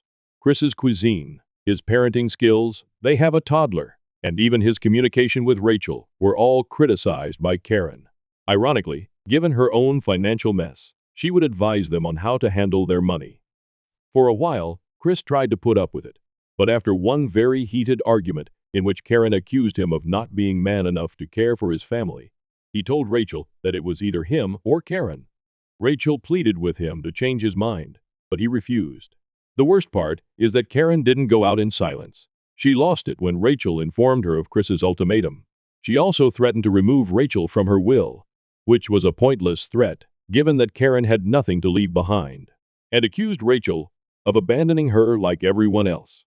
After they got into a heated dispute, Rachel, who was probably embarrassed and upset, advised Karen to work it out on her own. Where has Karen disappeared to? Not surprisingly, she made an attempt to get in touch with me. She asked me if I would think about allowing her to return to the house via email. Yes, an email, as I had blocked her on all other platforms. She wrote on how harsh life had been to her, and how, as a mother, she had always tried her hardest. She even attempted to present it as a chance for us to mend and reestablish our bond. I didn't even think to answer. Her deceptive strategies were now just depressing. Karen attempted to use guilt tripping to persuade some extended family members to take her in after I failed to respond. The majority of them flatly refused, most likely due to their observation of her methods. A distant cousin consented to let Karen stay for a short while, but she was asked to leave after just 3 weeks. Evidently, the cousin had had enough of her persistent complaints and demanding demeanor. Rachel is currently coping with the consequences of her choices. Although Chris stayed with her, their relationship is apparently in very bad shape. Chris has been withdrawing both financially and emotionally as a result of the wedding costs, Karen's turmoil, and Rachel's inability to accept responsibility for anything. Rachel has been telling everyone that he, not her, is the issue, even though he even recommended couples counseling. According to what I've heard, Rachel has been complaining to her family about how unfair it is that Dad gave me everything. She said that none of this would have occurred if I had simply divided the inheritance. She intentionally omits the part where she and Karen treated me like a monster for caring about Dad and disregarded him in his last months. With them, it's always someone else's fault. I've been doing okay in spite of their turmoil. The best choice I've ever made was to lease out the house. The space is truly loved and respected by the renters, a lovely family. I now have financial stability and can invest in my daughter's future thanks to the rental income. My spouse and I are doing well in our jobs, and we have begun preparing for a long overdue family getaway. Regarding Karen and Rachel, they have already made their decisions and are now dealing with the fallout. Rachel is trapped in a marriage that is about to end, while Karen continues to move between relatives. I simply don't care about them anymore. I don't mean any harm. The most liberating thing of all has been realizing that their turmoil is no longer my problem. I appreciate you reading and all your help along the process, Reddit. Thank you for everything. And be careful. My parents skipped my wedding because I married before my perfect sister. Now, their perfect family image is finally crumbling. After being together for 4 years, I, 32F, got married 8 months ago. Except for my sister, Malene, 30F, and my parents. Everyone went to the wedding. My parents' decision to skip the event was startling. But I wasn't overly shocked by my sister's absence because we've never really gotten along. However, considering our past, I should have anticipated it. I'll give you some background on our family's dynamics. I can't completely blame my parents for constantly favoring my sister over me. Throughout her life, she has been exceptionally good at almost everything. She was the center of attention in every room she visited. As soon as she could walk, she won every spelling bee, science fair, and talent show in elementary school. Class president, valedictorian, and prom queen were all very much the same in high school. Tall, slender, and attractive enough, she pursued modeling while in college before concentrating on her business degree. She got her first modeling job during her sophomore year, and I can still remember it. To celebrate, my parents invited all of our family members and her friends to a lavish party. Her first professional headshot was framed and hung in our living room, where it remains to this day, directly above the fireplace. The same year I received my degree in computer science, they merely murmured, "Well done," and resumed organizing Melane's next photo session. She immediately climbed the corporate ladder after graduating and landing a job at a prominent company. She already has a corner office and a corporate car at the age of 30, making her a senior executive. In the meantime, I work for a respectable computer company as a mid-level software developer.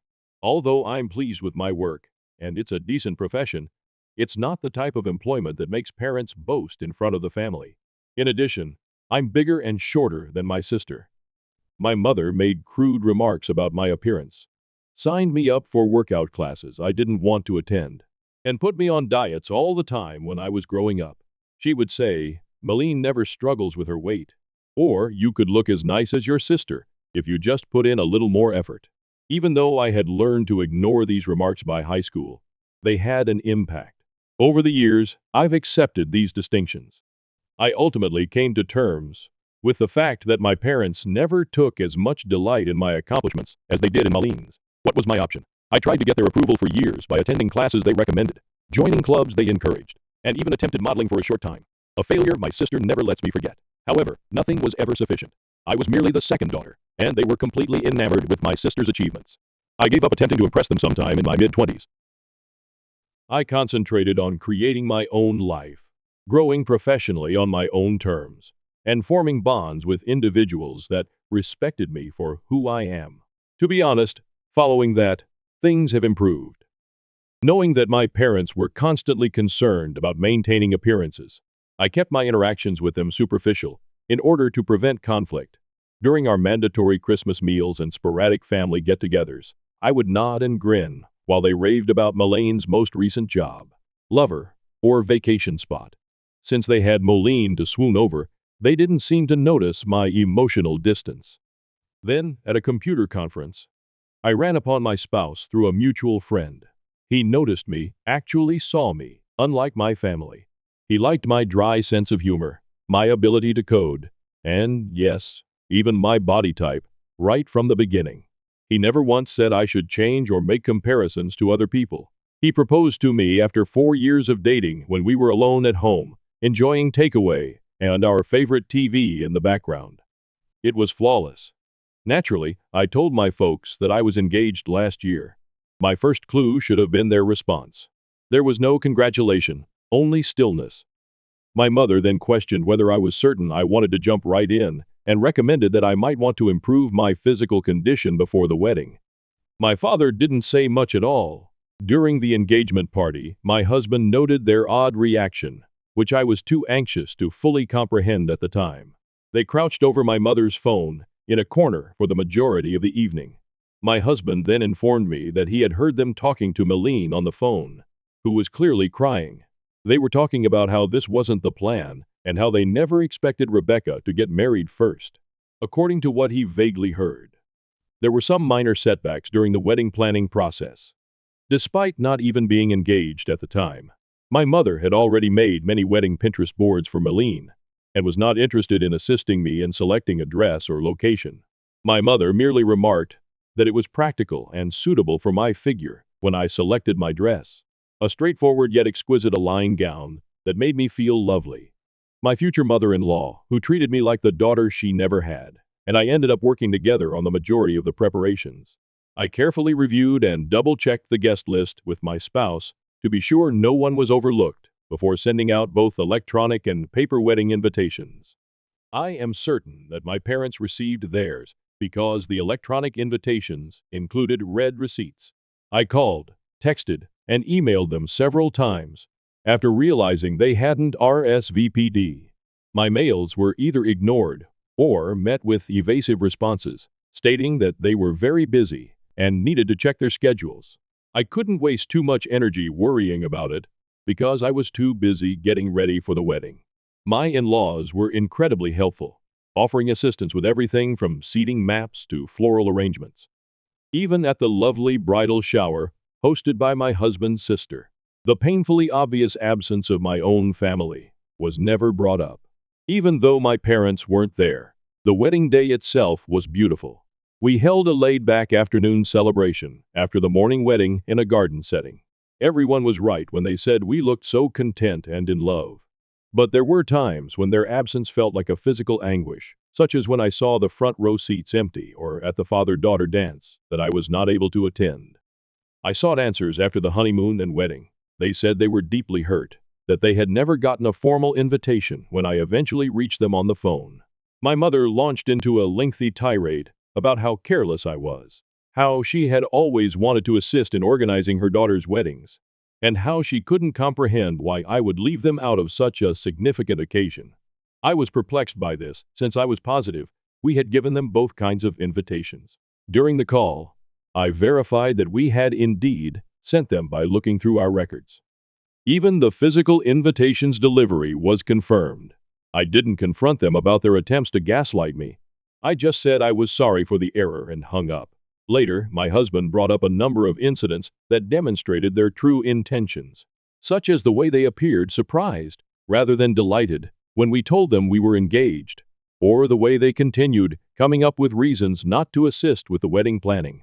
Because he didn't want to add to my anxiety during the wedding planning process, he hadn't brought up these findings earlier.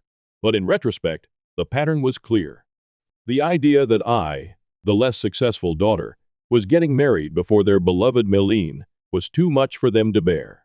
Their demeanor simply served to validate what I had always suspected but had resisted, that I would never be able to compete with my sister in their eyes. The most depressing thing was learning that even my wedding day, which ought to have been a celebration of love and fresh starts, turned into yet another front in their never-ending war to preserve their ideal family image.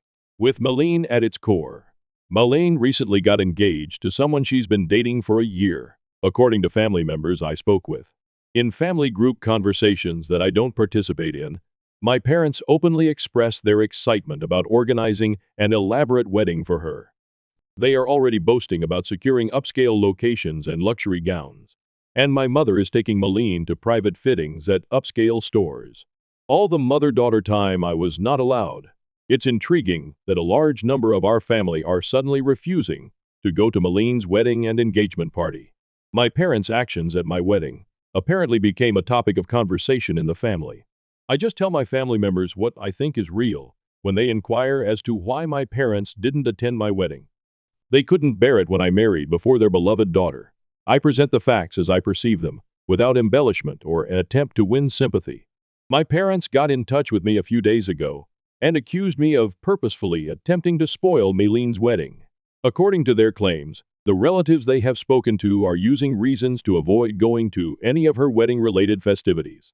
My cousin, to whom my sister vented, informed her that people are reluctant to come because they have heard about my parents' treatment of me.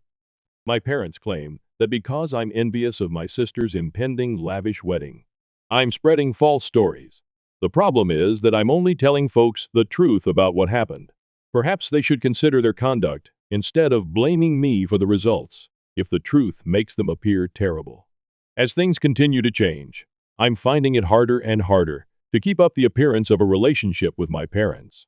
Their behavior during my wedding finally made it clear to me that I would never be sufficient for them, regardless of what I did.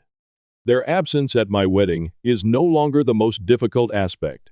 It's coming to terms with the fact that I never had the kind, encouraging parents I always desired.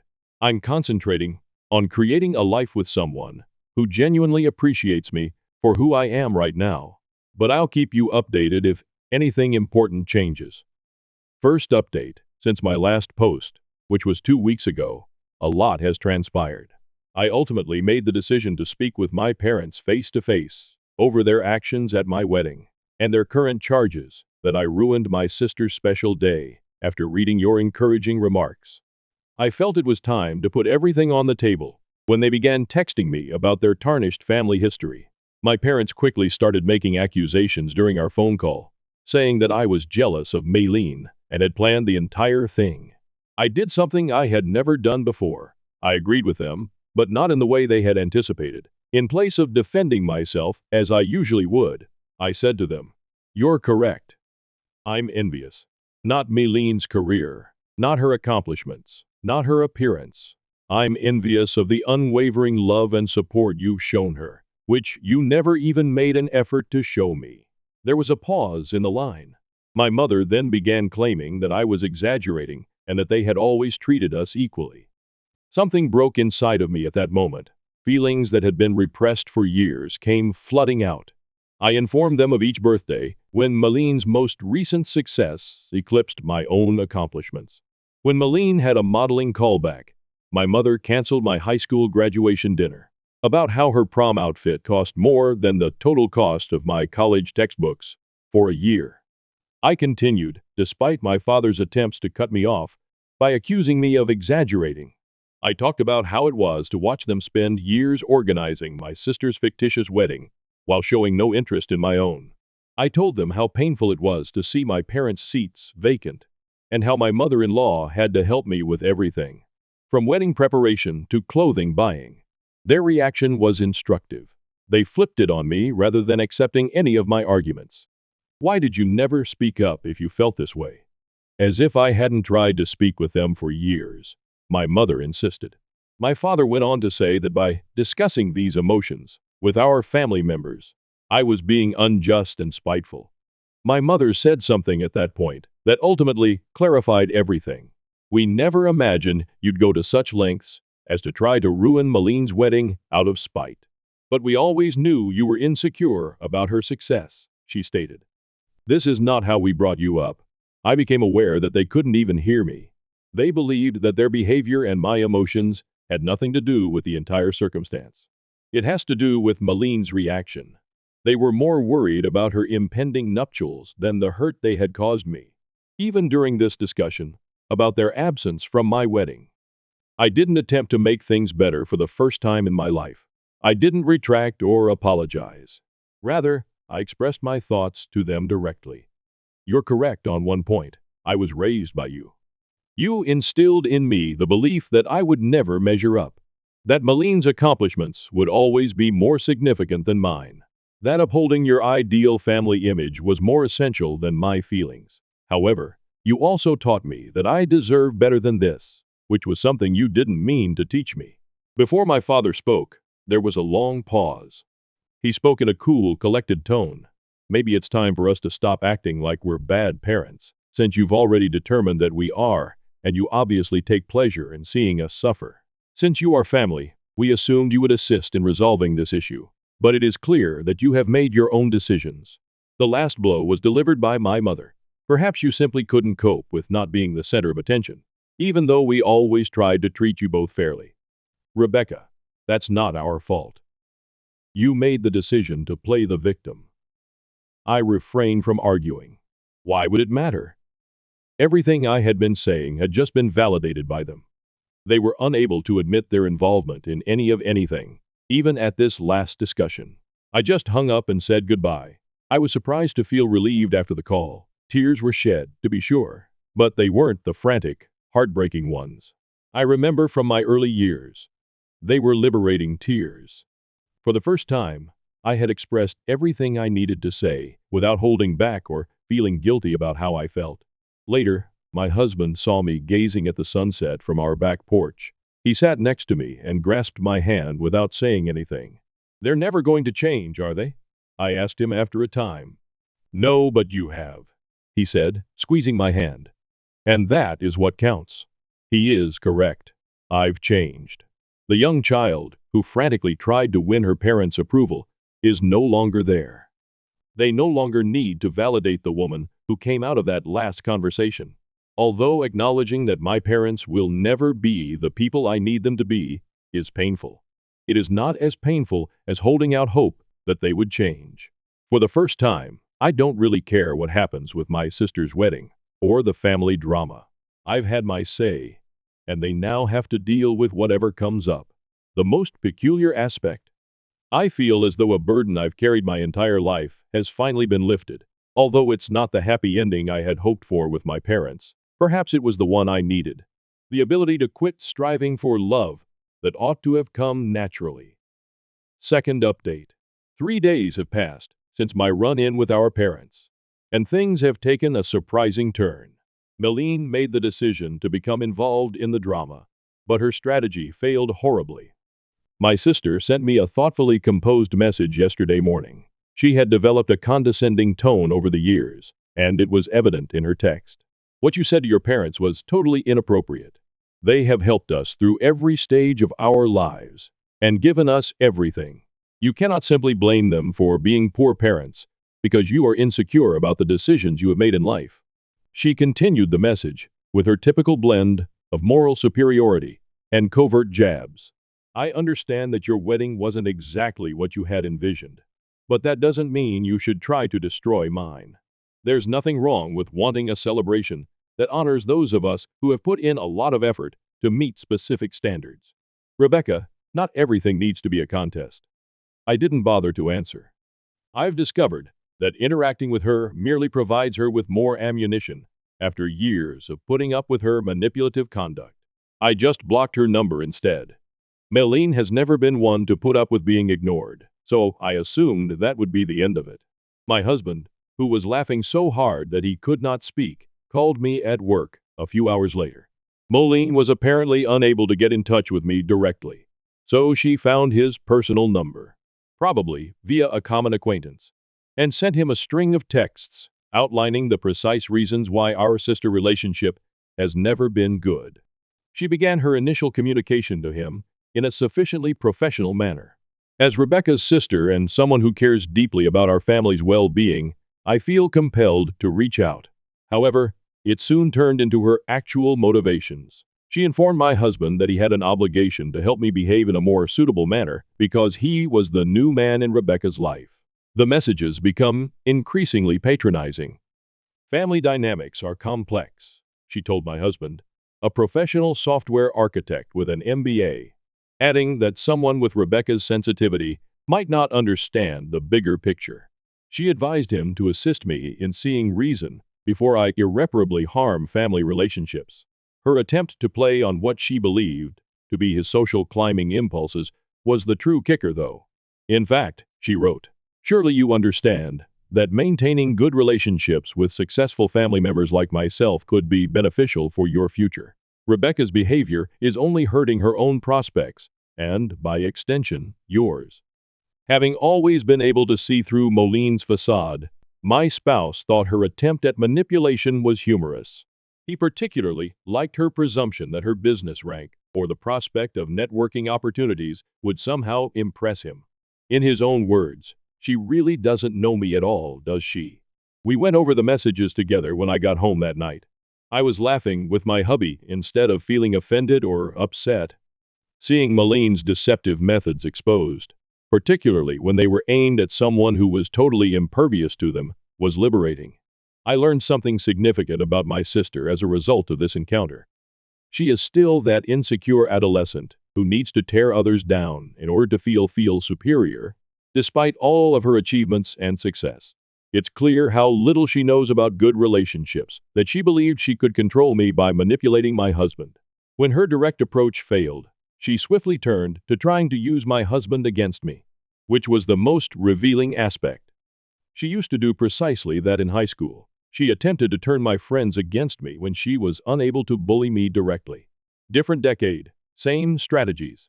With this fresh viewpoint, I now understand how Moline's actions went beyond simple sibling rivalry throughout our early years. She made a concerted effort to keep her status as the favorite child, always telling our parents and me how much better she was. She had to overshadow whatever I accomplished. She had to point out my shortcomings to everyone I made friends with. My response to her games is different now. Her messages would cause me to fall into self-doubt 10 years ago. I would have been upset and hurt 5 years ago. Today, simply put, I'm sick of the drama and find her blatant attempts at manipulation amusing. My husband's response was ideal. Rather than becoming embroiled in her drama, he merely responded, "Thank you for your concern about Rebecca's well-being. As her husband, I'm focused on supporting her happiness, not managing her behavior. I think it's best if you direct any future concerns to Rebecca directly. Have a nice day." Milene sent one last message after not receiving the desired response. "I see she's poisoned you against the family too. Don't say I didn't try to help when this all blows up in your faces." Ironically, Milene's attempt to assist has further strengthened my resolve to keep my distance from the destructive dynamics of my family. Nothing has changed, as evidenced by her messages to my spouse. She is still the same cunning individual who feels the need to dictate every story and who perceives any departure from her ideal family script as a danger. Knowing that her attempts at persuasion were so totally unsuccessful is perhaps the most pleasant aspect of the entire incident. She succeeded in bringing my spouse and I closer together rather than causing us to drift apart. Totally unconcerned by her fears of social repercussions, we joked about her texts and planned a weekend trip during the evening. I've come to understand that true family isn't about upholding facades or dictating stories. It's about standing together, laughing together, and supporting one another when someone tries to manipulate you, even your own sister. I'm more certain than ever that I'd be better off keeping a safe distance from Milene's wedding drama. Instead of getting sucked into my family's never-ending power struggles, my husband and I have made the decision to concentrate on creating our own happiness. Success is said to be the best form of retaliation, but I'm coming to realize that real success isn't about impressing people. It's about accepting your decisions and surrounding yourself with individuals that encourage rather than impede your own development. I feel more successful than ever by that metric. Third update. After my sister's unsuccessful attempt to control my husband 2 weeks ago, things have taken unanticipated turns. The situation is becoming worse, despite my parents' desperate attempts to repair their reputation. I found out through family ties that my parents have been on a mad quest to correct the narrative. They have been phoning each relative separately and accusing me of spreading vile tales because I'm envious of Milene's ideal wedding. They claim that I'm just resentful, since her wedding will be far more sophisticated and gorgeous than mine was. According to their most recent tale, I purposefully left them out of my wedding so I could act like the victim. It's funny that they still reside in the same home they've owned for 30 years and have the same email addresses since the invention of email. But they're saying I sent their invitation to an old email address and an old physical address. The good news is that their attempts to limit the harm are failing miserably. Our family members don't believe it. Actually, a number of family members have shared their personal accounts of my parents' history of partiality. According to one aunt, my mother had previously engaged in similar antics at family weddings in an effort to guarantee that Milene was the life of the party. The way my extended family has reacted to my parents' manipulation is the most fulfilling development. Important family members, some of whom were expected to have significant parts in the event, have stopped supporting Milene's wedding. They may no longer have access to the exclusive location they were able to get through family ties. Even a family friend's luxury garment business has unexpectedly experienced scheduling conflicts. At a family get-together last weekend, things reached a breaking point. It seems that when someone naively inquired about my wedding pictures, my mother became upset. Out of jealousy, she started a defensive tirade about how I had changed after getting married and was attempting to destroy the family. Her tantrum backfired, stunning a number of relatives who were unaware of the circumstances, and further harming their well-maintained reputation. It's especially ironic that my parents' frantic efforts to maintain their ideal family facade are the reason it's falling apart. Each time they attempt to justify their absence from my wedding, they wind up disclosing more about who they really are. People are becoming more aware of their deception, the more they attempt to portray me as the bad guy. Family members are now picking sides after previously remaining impartial. Recently, even my father's brother, who had always kept silent to maintain harmony, apologized for not speaking up sooner about how they treated me. He has made the decision not to go to any of Maline's wedding-related festivities with his family. I don't have to answer any of this explicitly, so I haven't. The truth is taking care of everything for me. Malin and my parents always wind up revealing more of their destructive conduct when they attempt to twist the tale. It comes out that all those years of remaining silent and putting up with their treatment in an effort to keep the peace was really just a way of allowing their actions. My husband said it in the best possible words. They constructed a facade of the ideal family over many years, but it was based on emotional manipulation and partiality. Eventually, it was going to fall apart. I'm doing better than ever personally. I no longer have to worry about attempting to win my parents' approval. The stress of controlling Maline's emotions has subsided. I'm not concerned about upholding their ideal family image for the first time in my life. Sometimes the best retaliation is just letting the truth speak for itself rather than taking action. I'm grateful to Reddit for giving me the courage to advocate for myself. You have no idea how much your guidance and encouragement have meant to me along this path. Sometimes you need to see what true family support looks like from strangers you met online. My parents gave my sister a brand new car for Christmas, leaving me with nothing. Until a winning lottery ticket changed everything. The peacefulness of Christmas morning was broken by the sound of laughter and delighted squeals coming up from our driveway. With my coffee mug warming my hands, I stood at the kitchen window and watched my younger sister Tessa hop up and down next to a brand new red Volkswagen Beetle that had a huge silver ribbon on top. With joy on their cheeks, my parents smiled as they gave her the keys. I'm Ella, and I recognized at this point that I would always be the underdog in my family's history. Through the glass, Tessa's voice could be heard. Oh my God. I can't believe you guys did this. As if it were made of gold, she was already seated in the driver's seat and rubbing her hands over the steering wheel. I looked at my small Christmas presents to everyone. The pile of scratch-off lottery tickets on the counter. They had yet to bother opening them. After investing every available dollar in my culinary school applications, the tickets were the only thing I could afford. However, it would have been useless to try to explain that to my family. They had been rather explicit about what they thought of my pastime. I was shocked to hear my mother say, "Lee," she was still wearing her coat when she stood in the doorway. "Why aren't you outside with everyone? Come see your sister's car." I made an effort to grin. "Just finishing my coffee, Mom." With that typical expression of despair, she scowled. "You could try being happy for her, you know? This is a big moment." Before I could stop them, they blurted out, "Right. Because I'm the one who makes everything about myself." When she said, "Don't start, not today," I watched her go back outside, biting my tongue. My father was demonstrating how Tessa should adjust her mirrors through the window. He was grinning proudly, which is something I never managed to achieve. Not when I made the honor roll, when I won the regional cooking competition, or even when I was accepted to culinary school before they refused to cover my tuition. I found myself reaching for the lotto tickets. I began scratching out the numbers on one out of habit, not really noticing until I noticed 3 match digits.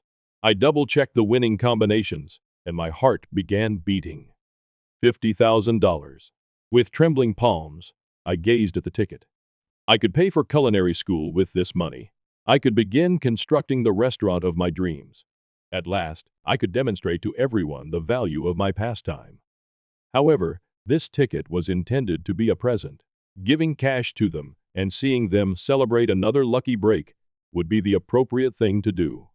Cash would likely go into Tessa's education fund or a family vacation that I wouldn't be invited to. My folks chuckled as Tessa playfully honked the horn outside. They hadn't even realized I wasn't there. That's when I decided what to do. I folded the winning ticket carefully and put it in my pocket. I collected the remaining scratch-offs and disposed of them in the recycle bin. What they hadn't bothered to open, they wouldn't miss. "La!" a voice shouted from outside my father's house. "Get out here and take a family picture." As I approached the front door, I stopped and placed my hand on the handle. They were huddled around the automobile, their breath evident in the chilly December air, as I could see through the window. Without me, they appeared to be the ideal family of 3. "Coming," I returned the call. But I went upstairs to my room instead of joining them. Within an hour, I had the winning ticket in my wallet and a laptop open to apartment listings. Sometimes the finest form of retaliation is to leave rather than to get even. And I eventually had my chance because of their forgotten Christmas present. When I unlocked the door to my new flat, the key felt heavy in my hand. A studio above a downtown Thai restaurant wasn't much, but it was mine. My stomach rumbled in spite of everything as the scent of garlic and lemongrass rose through the floorboards. My phone was still blazing, with missed calls from home 3 weeks after Christmas. My mother continued to text me, each one more filled with guilt than the last, even after I had left a letter stating that I needed space. You're being selfish, Lila. Your sister needs you right now. After setting my duffel bag on the exposed mattress in the corner, I began unpacking the few culinary supplies I had packed, including a well-seasoned cast iron pan, my knife roll, and the necessities. The winning lottery ticket, the funds already set aside for tuition at the culinary school, and the security deposit for this apartment were all securely deposited. I froze when I heard a knock on my door. Had they discovered me somehow? Hello, new tenant? It was a strange, highly accented voice. I'm Marco, from downstairs. A tall man in chef's whites, with his salt and pepper hair pulled back in a short ponytail, was waiting for me as I opened the door. His blazer bore the moniker Executive Chef. He pointed to my boxes and remarked, I noticed someone moving in. Wanted to introduce myself. We try to keep a family atmosphere here. I winced when I heard the word family, but his kind grin calmed me. He noticed the knife roll that was visible through my open door. You cook? He inquired as he followed my eyes. I try to.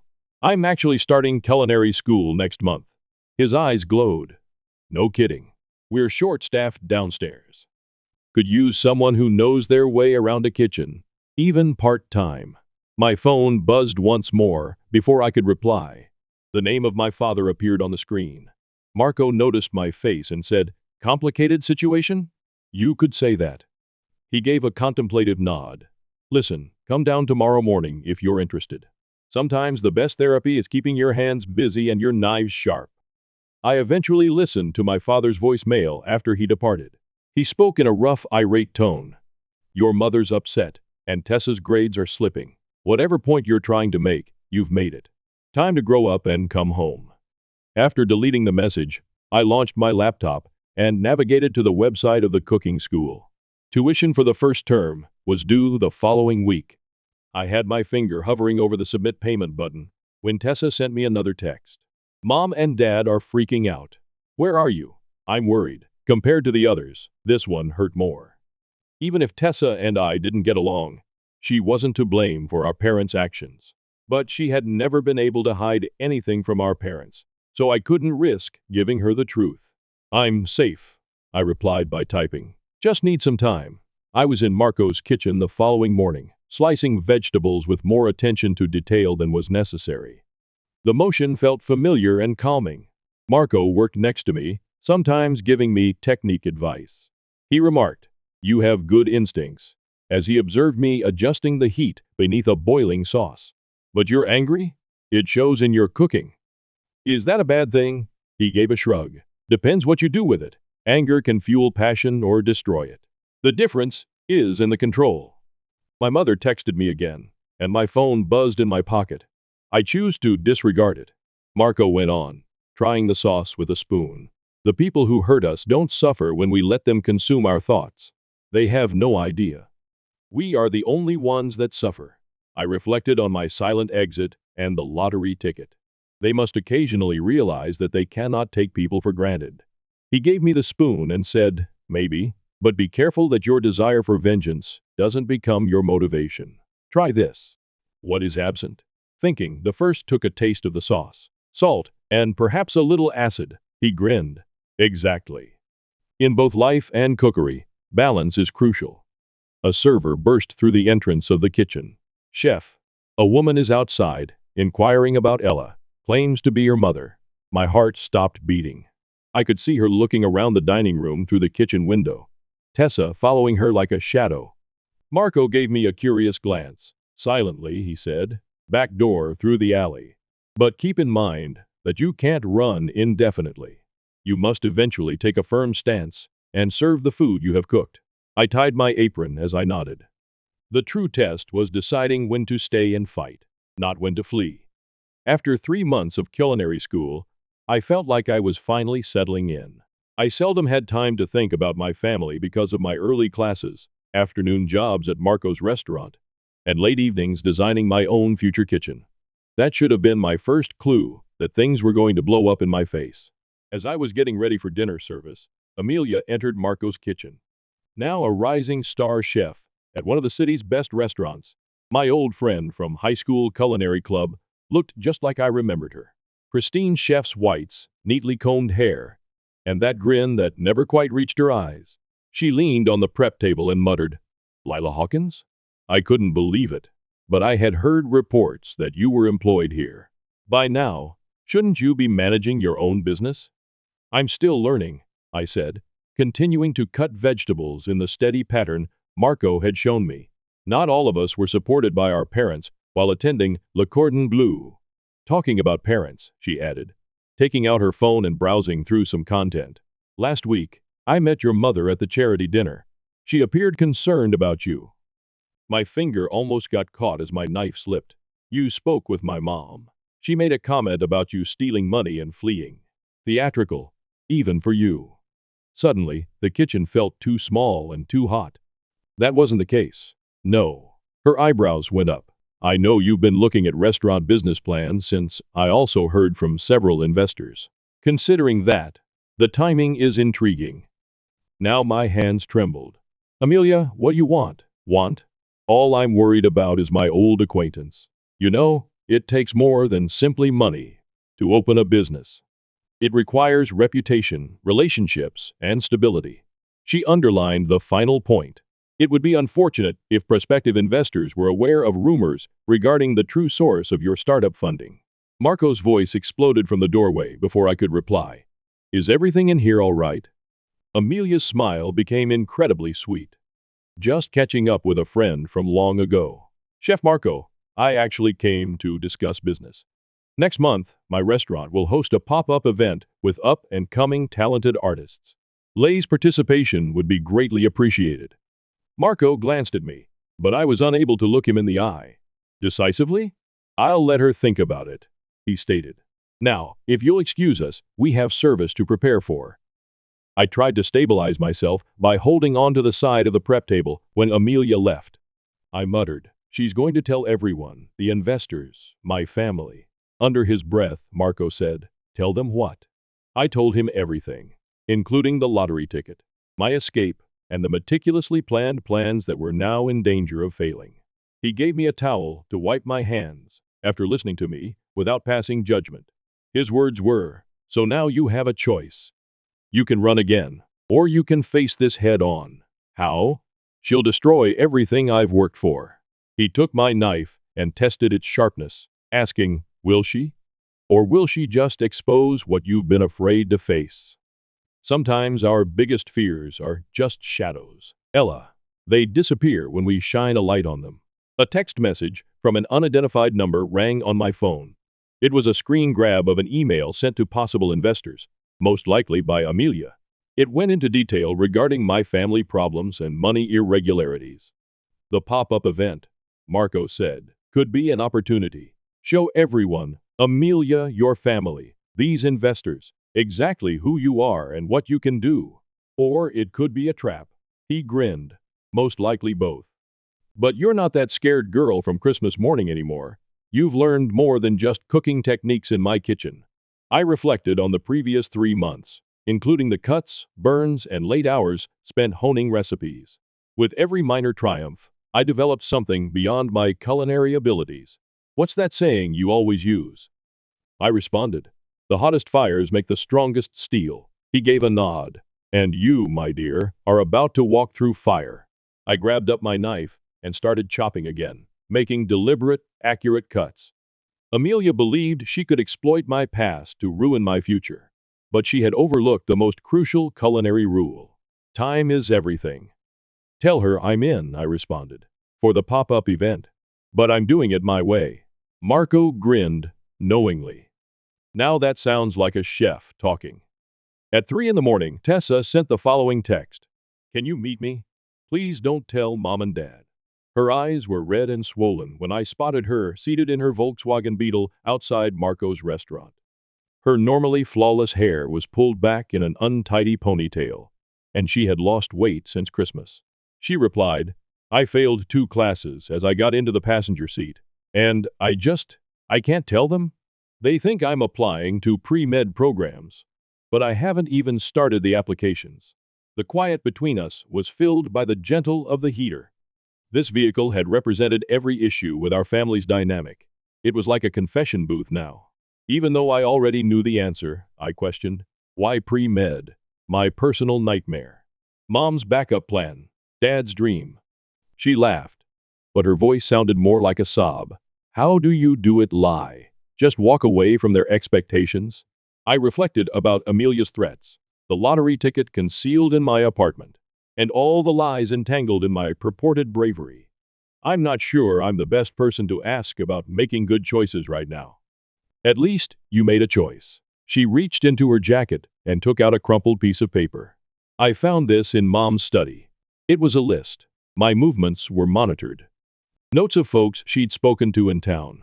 Tessa stated, she is aware of the culinary school. I felt sick to my stomach. Does she know about the money? Not yet. But she's obsessed with figuring out how you're paying for everything, she said. She thinks you're involved in something illegal. Dad's talking about hiring a private investigator. I didn't miss the irony. I had given them even more justification to meddle in my affairs by attempting to break free from their authority. There's more. Go on, Tessa. The first overheard Mom talking to Amelia Stone's mother at the country club. They're planning something for that pop-up event, some kind of intervention or confrontation. They want to save you, from yourself or whatever. I balled my hands into fists. Amelia would involve our mothers, of course. She was an expert at twisting the knife, whispering, you should tell them the truth. Tessa whispered about everything. Like you're telling them the truth about pre-med? She winced, and I instantly felt bad about what I had said. Both of us were imprisoned in distinct iterations of the same cage. Maybe, Tessa said hesitantly, maybe we could help each other. I could come to your pop-up event, run interference with Mom, and you could help me figure out how to tell them about changing my major. To what? Photography, she confessed, displaying a collection of gorgeous culinary photographs on her phone. I've been practicing at restaurants around town. That's actually how I found out where you were working. The photographs were stunning, capturing the soul of each dish through the play of light and shadow. Their strict, meticulous approach to everything was quite different from our mother's. These are incredible tests. Really? Because sometimes I think I'm just being stupid and selfish, throwing away a real career for something you love, I said at the conclusion. Yeah, I know that feeling. We were swept by the headlights of a passing automobile. I briefly caught a glimpse of us, as sisters fleeing the same darkness, but in opposite directions. I have to be at the restaurant in 3 hours, I replied. Want to come in? I could teach you some plating techniques, give you something interesting to photograph. She grinned, but it wasn't the flawless smile she gave our parents. I'd like that. I became aware that something had changed when we entered Marco's kitchen. My quest for vengeance has evolved beyond simply disproving my parents. It was about ending a cycle and making room for Tessa and me to be different from what our parents wanted us to be. I had to make it through Amelia's pop-up event first, though. The stakes were bigger than ever now that we knew our mothers were engaged. My future was no longer the only consideration here. Tessa's was also at issue. I said, hey, and gave her an apron. Want to learn how to make Mom's favorite dessert? I have some ideas for improving it. Tessa smiled mischievously. Now that sounds like a photo opportunity. 3 days before the pop-up event, everything began to go wrong.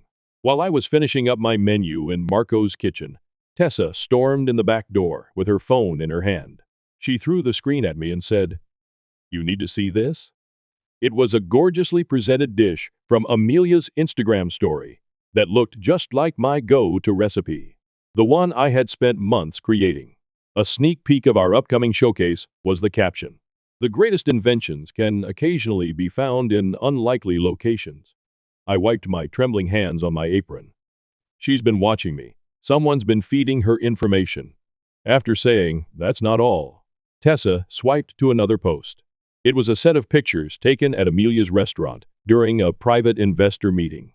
One photo had my mother sitting at the table, with her face animated in discussion in the background. The cutting board clattered against the knife I was holding. "She's working with Mom? I overheard them yesterday," Tessa acknowledged. "Mom's been telling potential investors about your unstable behavior and questionable finances. They're trying to make sure no one backs your restaurant plans." Marco showed up next to us, looking serious. "The health inspector just called. Someone filed multiple complaints about our kitchen. They're coming tomorrow, right before your big prep day." There was a reason for the timing. Amelia was skilled at using my own mother as a weapon to harm me. I clutched the edge of the prep table as the room began to spin. "I can't do this," I said. "Maybe they're right. Maybe I'm in over my head." Tessa's voice was stern as she said, "No, that's exactly what they want you to think. But look at this." She showed me pictures she had taken during our late-night cooking sessions by pulling up her camera roll. The photographs were breathtaking, showcasing not only the cuisine, but also the love and imagination that went into each dish. "This is who you are, Elia. Not their lies, not their manipulation."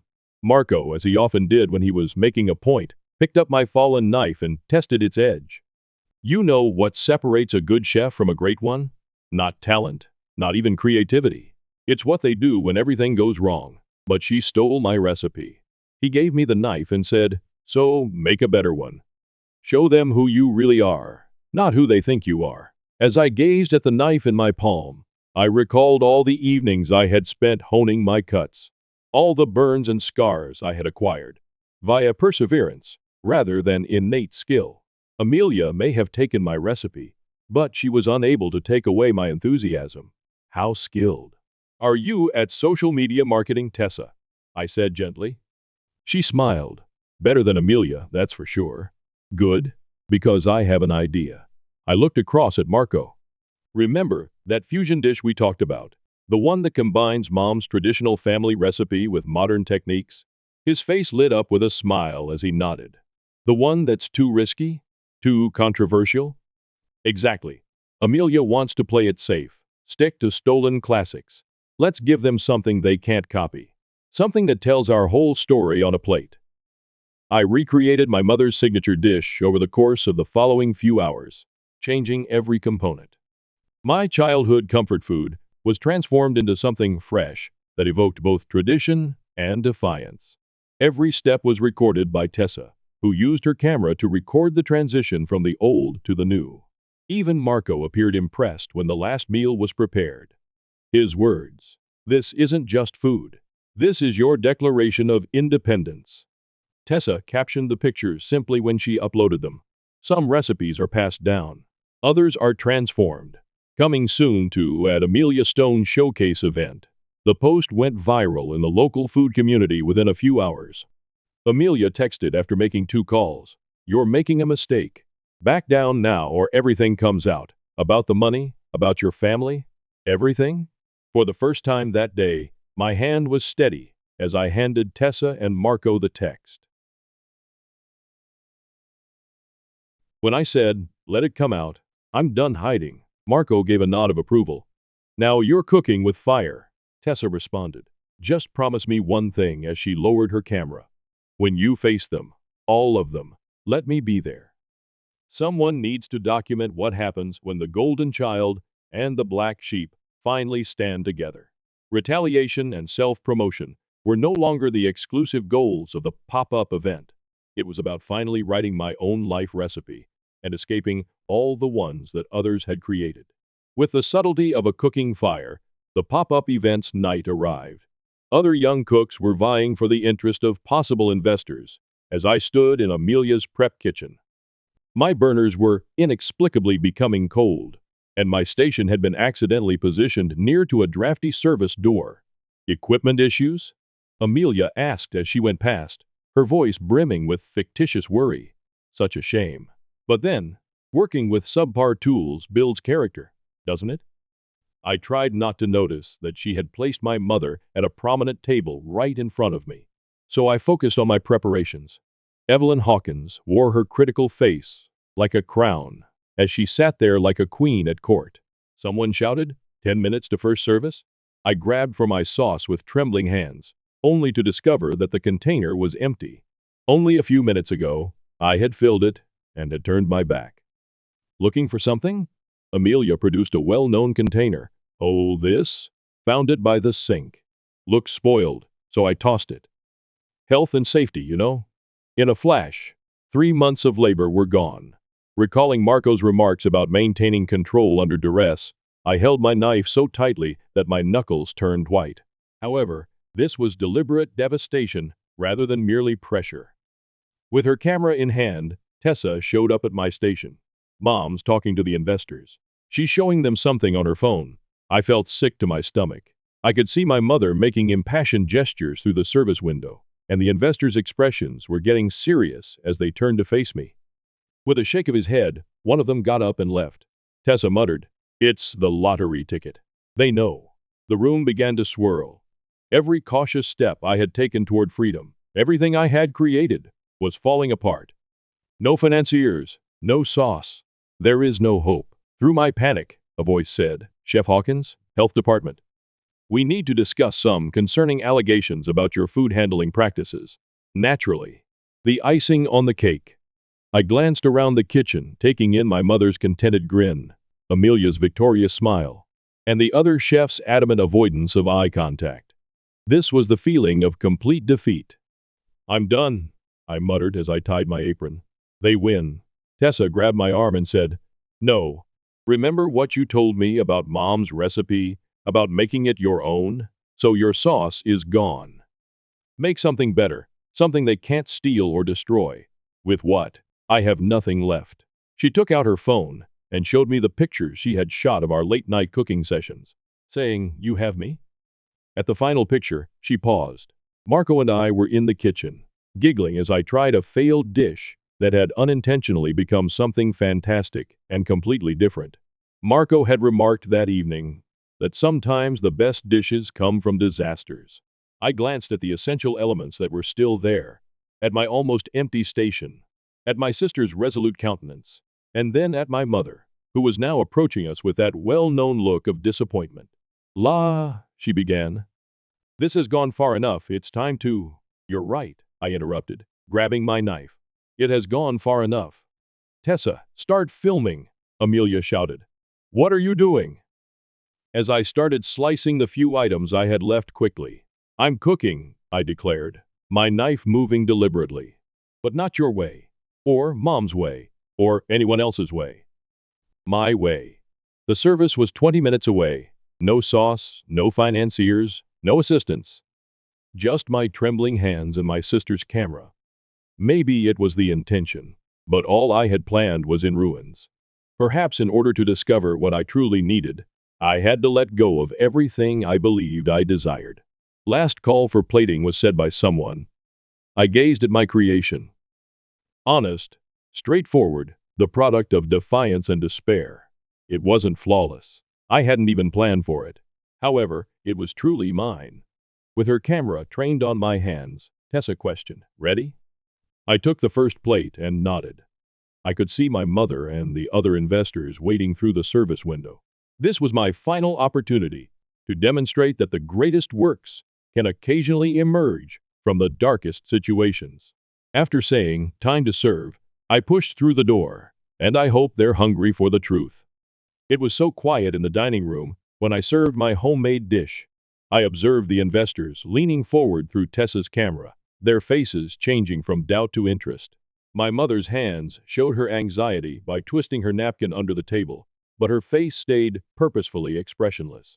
One investor examined the plate and remarked, "This isn't what was advertised." "No," I concurred. "It's better." This is what happens when someone tries to sabotage your carefully planned menu. You either give up, or you create something new. Amelia came out of the kitchen, and I met her gaze. I turned to Amelia and asked, "Would you like to explain why my original sauce disappeared? Or should we ask my mother about the convenient timing of the health inspector's visit?" My mother said sharply, "Lie as a warning." However, I wasn't done yet. "It's funny, Mom. I tried to replicate your recipes for years in an attempt to win your approval. But tonight, when everything was taken away, I finally got it. Real hunger produces the best food. For recognition as much as for food, for approval. Now that the investors were trying the meal, their appreciative mutterings were becoming more audible, and Tessa walked around the table, recording their responses, the way they nodded their heads and raised their eyebrows at one another. The principal investor remarked, "The combination of traditional and modern techniques is unexpected. The harmony of flavors. It narrates a tale." "That's because it's my narrative," I responded. "The genuine one, not the one they wanted to share. About creating something out of nothing. About converting rejection into motivation." With her poise crumbling, Amelia went forward and said, "You think you're so special? A tenacious underdog who—" "No," I said. "I believe that I am just what you fear. Someone who no longer need your approval. Any one of you." I hadn't seen my father since Christmas morning, so his arrival was a shock to the room as he entered and stopped short at the scene in front of him. "What's happening?" he insisted. "Your daughter," the principal investor stated, "is going to get an offer of support for her restaurant idea. If she's interested, that is." My father's expression changed from one of bewilderment to something I had never seen before. Perhaps recognition or regret. "The lottery ticket," he replied softly.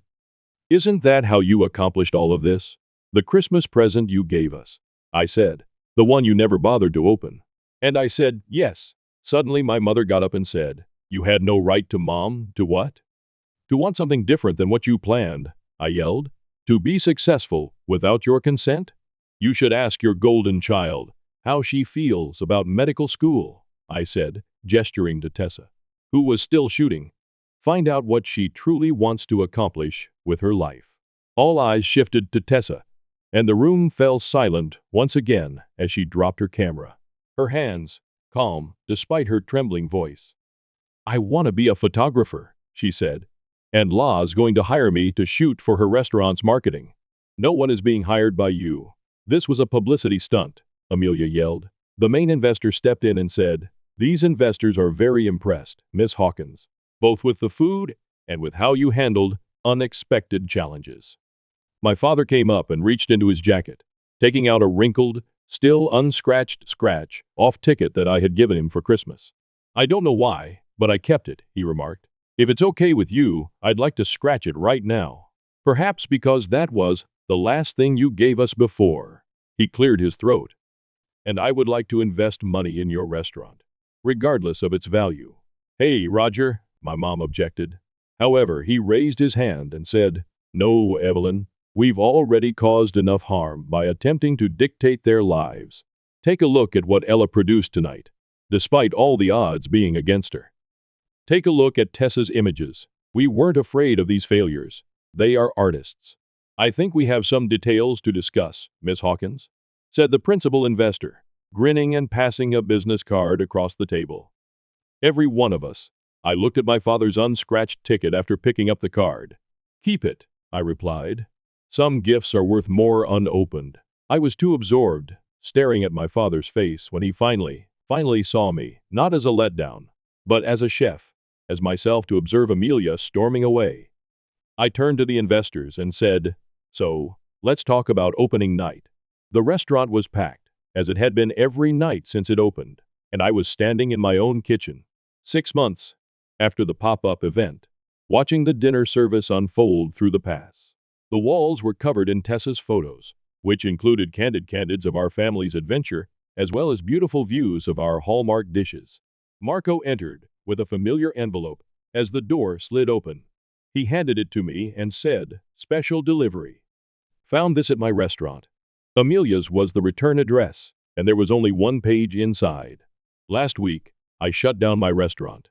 It turns out that building success on other people's formulas isn't worth much. You were correct.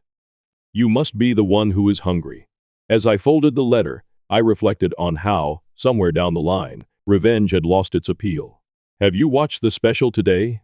I nodded toward a meal that was waiting at the pass as I asked Marco.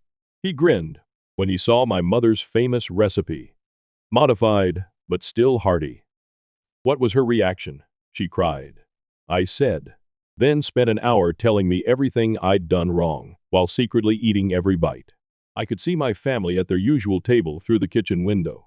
My mother sat straight-backed as usual, but her eyes kept wandering to the kitchen with what appeared to be pride. And my father was showing Tessa something on her camera, presumably talking about her upcoming gallery show. My line cook said, "Chef, we have a situation." At the kitchen entrance, I turned to see a familiar face, Amelia, who appeared smaller and less assured. She blurted out, "I'm not here to cause trouble. I wanted to know if prep cooks are still being hired by you." I would have cherished this moment of defeat 6 months ago, but now, when I looked at her, I saw part of myself. That same hunger, just focused in the wrong direction for too long. The kitchen was silent, and everyone watched to see how I would respond. I said, "Tomorrow morning, 6 a.m., and be on time. Additionally, this time, Amelia, bring your own recipes." With a look of relief on her face, she nodded and rushed out. "You're not the same chef who burned with revenge in my kitchen," Marco said, giving me a shoulder squeeze. "No," I said. "I feel better now." Speaking of which, I took out the lottery ticket that my father had returned to me last week, stating that certain presents needed to be completed. He had kept it unscratched for months. "Do you want to take the lead?" I extended an offer to Marco. "Some things are worth more unscratched," he said, shaking his head. "Sometimes we learn more from the wonder of what might have been than from knowledge." I tucked the ticket under my chef's coat, where it lay close to my heart as a reminder of how far I'd come. While the dinner rush was intensifying and tickets were pouring in.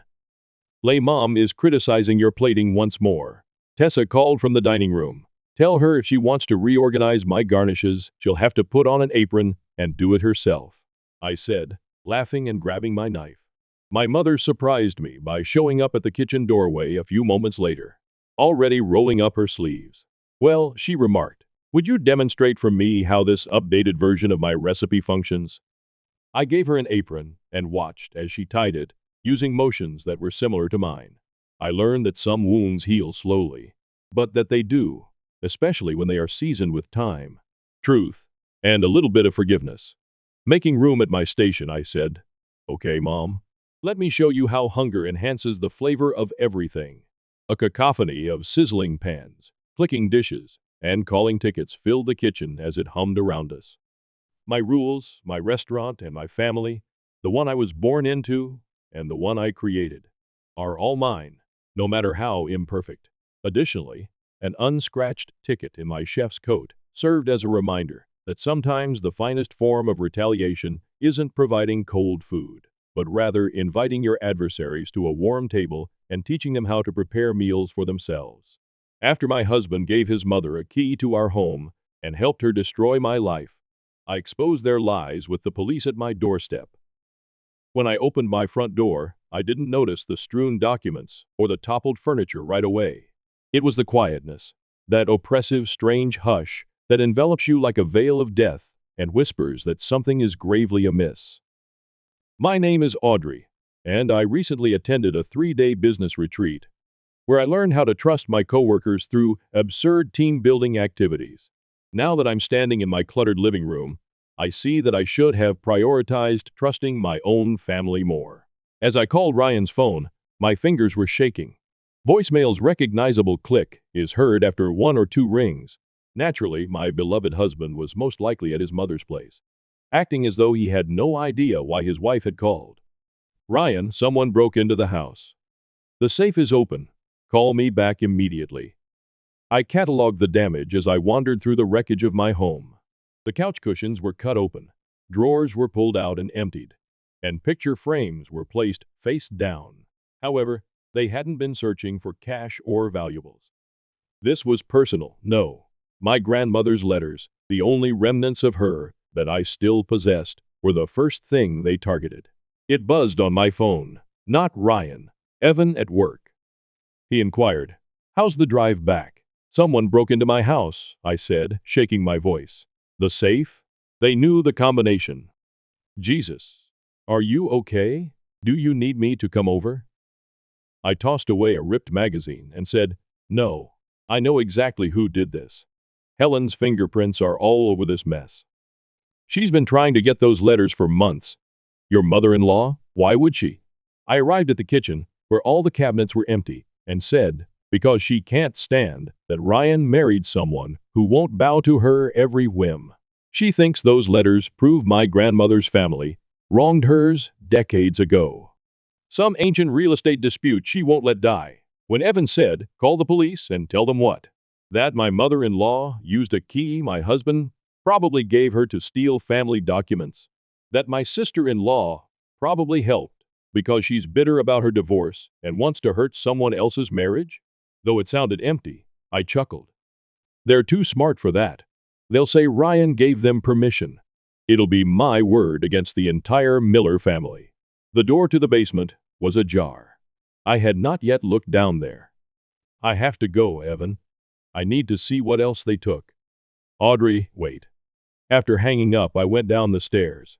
My feet creaked with every stride. More mayhem was shown when the basement light flicked on. However, I noticed a tiny piece of paper stuck behind a toppled box. I managed to liberate it. It was a 3-day-old receipt for a duplicate key from the hardware store. Once more, my phone buzzed. Ryan. Before I could say anything, he inquired, where are you? At Mom's, it was his words. Listen, Audrey, I can explain. Did you give her a key? Quiet. Afterwards, she just wanted to look for some old family photos while you were away. I didn't think you never do think when it comes to her, do you? I clenched my fist around the receipt. Those letters were all I had left of my grandmother. Ryan. The only things that were truly mine. We can talk about this when I get home. No, the word was piercing enough to pierce. We'll talk about this in front of everyone. I'm coming over there right now. And Ryan, tell your mother to prepare for war. After hanging up, I stood in my basement, surrounded by the ruins of faith. Like everyone else in their lives, they believed they could break me and force me to submit to their authority. However, they were unaware of what they had just begun. Sometimes the opponent who knows how to hit back harder is more dangerous than the one who hits first. My skin crawled when I saw Helen's immaculate living room. While my house was in ruins across town, everything else was in its proper place. Not even a cushion out of place. Helen's interpretation of reality was depicted through the carefully chosen family images on her walls, which conveyed the story of Ryan and Chloe's early years. There aren't any photos of my wedding day in them. Helen poured tea into exquisite cups, her voice dripping with honeyed, delicious poison. I have no idea what you're talking about, she said. Ryan gave me permission to look for old family albums while you were away, nothing more. With her arms folded and her wedding ring noticeably missing, Chloe sat next to her mother. You're being hysterical, Audrey, as usual. I put the receipt from the hardware store on the coffee table. Funny how you needed a new key made 3 days ago. Planning ahead? Eyes flitting between his mother and myself, Ryan shifted in his seat and said, maybe we should all calm down. Oh, we're very calm, I remarked, as I observed Helen's immaculately manicured fingers encircling her teacup. Just like we were calm last Christmas, when you went through my phone while I was sleeping. Or last month, when you showed up unannounced at my office to check on me. When Helen said, I worry about my son. Someone needs to look out for his interests. His interests? I laughed till my throat ached from the broken glass. Or yours. Mother was right about you from the start. Chloe's eyes shone as she leaned forward. You never understood our family, always keeping secrets, hiding things in that safe of yours. Those letters belonged to my grandmother. Letters that prove your family cheated ours 60 years ago. Helen's mask broke. That property should have been ours. Your grandmother knew exactly what she was doing when she, Brian, warned, but it was too late. Slowly, the pieces clicked into place as I stood up. So you admit you took them? Helen's face suddenly became smoother. I admitted nothing. And you have no proof. With my hand hovering over the record button, I took out my phone and said, you're right. But I will. Ryan, are you coming home or staying here? He glanced at his mother, then at me, constantly conflicted, always taking the easy route. I think maybe we all need space to cool off. I paused to glance back at Helen, before making my way to the door, saying, wrong answer. You know what's funny? Those letters you stole? They're not even the originals, just copies. I kept as decoys. Grandmother taught me well. Always keep what matters most, where manipulative people can't reach it. The clatter of Helen's teacup against its saucer was heard. You're lying? I asked. Am I? Guess you'll have to wonder about that, along with what else I might have hidden away. I looked into Ryan's eyes. Don't bother coming home tonight. Or maybe ever. He started to get up, but Chloe grabbed his arm and said, Audrey, wait. She urged. Let her go. She's just trying to manipulate you, like always. I left Helen's well-organized world behind and made my way to my car. I held the steering wheel with trembling hands, but not because of terror. As I had previously stated, the originals were secure because they had been kept in a safety deposit box ever since I married Ryan and seen Helen's hunger when Grandma's letters were brought up during the wedding. It buzzed on my phone. Evan once more, he inquired. How bad was it? They fell for the ruse. Helen essentially admitted it. I started the engine, but I have another task for you. Remember that security system you installed at your lake house? The one with the hidden cameras? Yeah. Why? Because I'm done playing defense.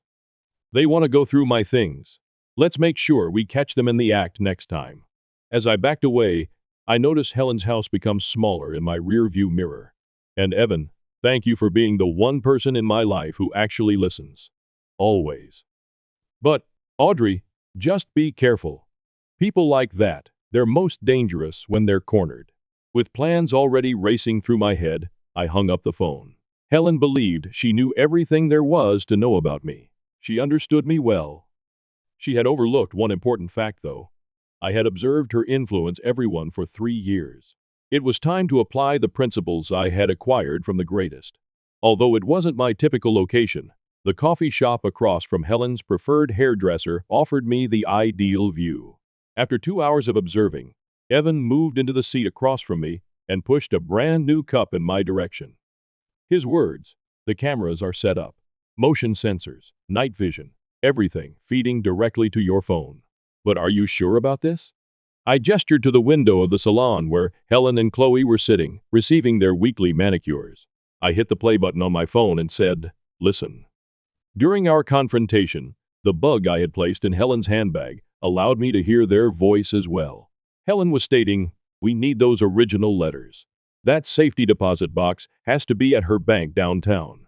Ryan says she's been going through their financial records, said Chloe, probably planning to divorce him and take everything. She yelled, over my dead body, Helen. I didn't spend 30 years building this family's reputation to have her destroy it. We're going back to the house tomorrow while she's at work. There has to be something we can use against her. I put an end to the recording. Still think I'm paranoid? Evan's expression stiffened. We should take this to the police and tell them? I put my hands around the steaming cup and said, and tell them what? That my mother-in-law is planning to rob me? They'll say it's a family matter. Besides, I want more than just stopping them. I want them to face consequences for once in their privileged lives. It buzzed on my phone. Ryan, I'm calling once more. For the 3rd time today. I turned it down. He's been sleeping at their house, I said. Probably plotting with them, trying to figure out where the originals are. Or maybe he's worried about you. My coffee tasted unpleasant, so I said. Then he should have worried before giving them a key to our house. Before choosing them over me again, Ryan texted. Come home, please. We must speak. Home, I whispered. Like that means anything anymore? Evan bent over. Audrey, I know you're hurt, but the entrance of the salon chimed. Helen and Chloe came out with shiny new manicures. Helen stopped and stared straight into the coffee shop window as they made their way to her Mercedes. I remained motionless, unable to breathe. Her mouth formed the sly smirk I had come to despise. She was aware that I was observing. I said, time to go, and suddenly stood up. They'll be at my house tomorrow at 10. Oh, according to their usual schedule. That's when we'll catch them. Evan's eyebrows went up.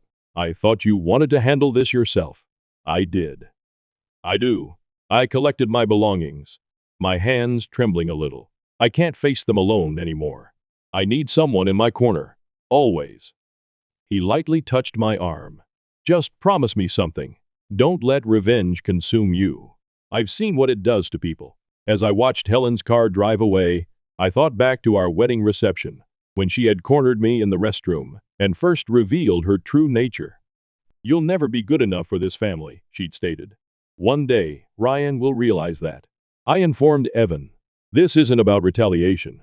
It's about justice and maybe saving Ryan from them, even if he doesn't want to be saved. Once more, my phone buzzed. A message from an unidentified number. When I opened it, my blood froze. Found something interesting in your grandmother's old law firm records. Tomorrow noon, Riverside Park. Come alone, or Ryan learns everything about the Anderson case.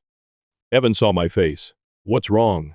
With my thoughts racing, I closed the message. My grandmother's greatest regret, the secret she carried to her grave, and the true cause of Helen's animosity toward our family was the Anderson case. Nothing. I pretended to smile. Just work stuff. I should go prepare for tomorrow. But Helen's comments from 3 years ago kept repeating in my mind as I made my way to my car. Brian will understand it one day. Perhaps she was correct. Perhaps he would tomorrow. Perhaps it was time for him to do so. At lunchtime, Riverside Park appeared different, somehow cooler, holding a manila envelope containing ammunition for whatever game Helen was playing. I sat on a bench. The case files of Anderson. Decades ago, my grandma had sealed them away. In my hands now, they were a weapon. A shadow landed on my lap. Not Helen. Ryan. My mother told me everything, he claimed. He sat next to me, keeping a safe distance from me. About the Anderson case. About what your grandmother did to our family. It felt like a heavier envelope. Did she tell you how your grandfather tried to blackmail mine? How he threatened to destroy their law firm, unless they gave him that property? That's not. He paused, face rubbing. She said you'd try to twist things, like she twisted you. I looked over at him. When did you give her the safe combination, Ryan? His silence was sufficient response. I went on. The day after our wedding, when she convinced you I was hiding something. That's why you've been checking our bank statements. Right? Looking for evidence I'm stealing from you. I was protecting our family. Our family? I laughed. But my voice didn't sound like it. There is no our family. There's only ever been yours. It buzzed on my phone. Regarding the cameras he had set, Evan was messaging. Everything was prepared for the trap of tomorrow. All of a sudden, though, it felt empty. She's using you, I whispered. She always has. And you let her because it's easier than standing up to her. You don't understand? I understand perfectly. I dropped the envelope on his lap and stood up. Here, the precious Anderson case files. Proof that your grandfather was the one who committed fraud, not mine. Proof that your mother's been lying all these years. He gazed intently at the envelope. How did you get them? From my grandmother's old partner. Turns out, he's been waiting years for someone to finally expose the truth. I took a step back. But you know what? Keep them. Burn them. Give them to Helen. I don't care anymore. Audrey, wait. I filed for divorce yesterday. The words hung like broken glass between us. Ryan's face turned white. You what? Check your email. The papers should arrive today. Now my hands were steady. I'm done being the villain in Helen's story. Done watching you choose them over me. Done pretending we have a marriage worth saving. He approached me as he rose up and said, "We can fix this. I'll talk to Mother." That's exactly the problem, I said, stepping back from his contact. Your first instinct is still to run to her. It always will be. Once more my phone buzzed. This time, Helen, where are you? We had a deal. I returned the type. The deal has changed. Inquire about the files with Ryan. You can't just throw away 3 years of marriage, Ryan stated. I started to go, but stopped when I heard. You already did that when you gave them the key to our house. You know what the saddest part is? I actually thought I could save you from them, but you don't want to be saved. Audrey. Goodbye, Ryan. I passed the seat where we used to have Sunday lunches, and the location where he had proposed as I strolled through the park. Helen, Ryan, and even Chloe were all buzzing on my phone. I made them all quiet. Only Evan's message was received. The cameras are in real time. Do you still intend to carry out tomorrow's plan? At the park's exit, I paused and took one final glance back. Ryan appeared disoriented as he stood where I had left him, holding the package tightly. My determination faltered for a second. Then, I recalled the broken safe, the broken house, and the 3 years of gaslighting and deceptive tactics. Yes, I did reply to the text. However, plans changed. I no longer only wished to catch them in the act. What are you looking for? I observed as Ryan, who was constantly rushing back to Mother, took out his phone and most likely called Helen. I typed, I want to destroy them, each and every one, because sometimes destroying everything and starting anew is the only way to save yourself. I was sitting in my car across the street when the security camera feed flashed on my laptop screen. Helen's typical Thursday morning interruption is 10 minutes away. Every aspect of my property, including the front and back doors, as well as the garden walk, Helen loved to criticize, was caught by Evan's intricate setup. From the passenger seat, Evan said, "You don't have to watch this. We can just let the cameras record." My coffee cup made my fingers whiten. I need to see it. Need to know exactly how they do it. Helen's Mercedes smoothly came to a stop in front of my house on time. Chloe followed her out, as always immaculately styled. Then a third door opened, and Ryan appeared. In my hands, the coffee cup crumbled. He is assisting them.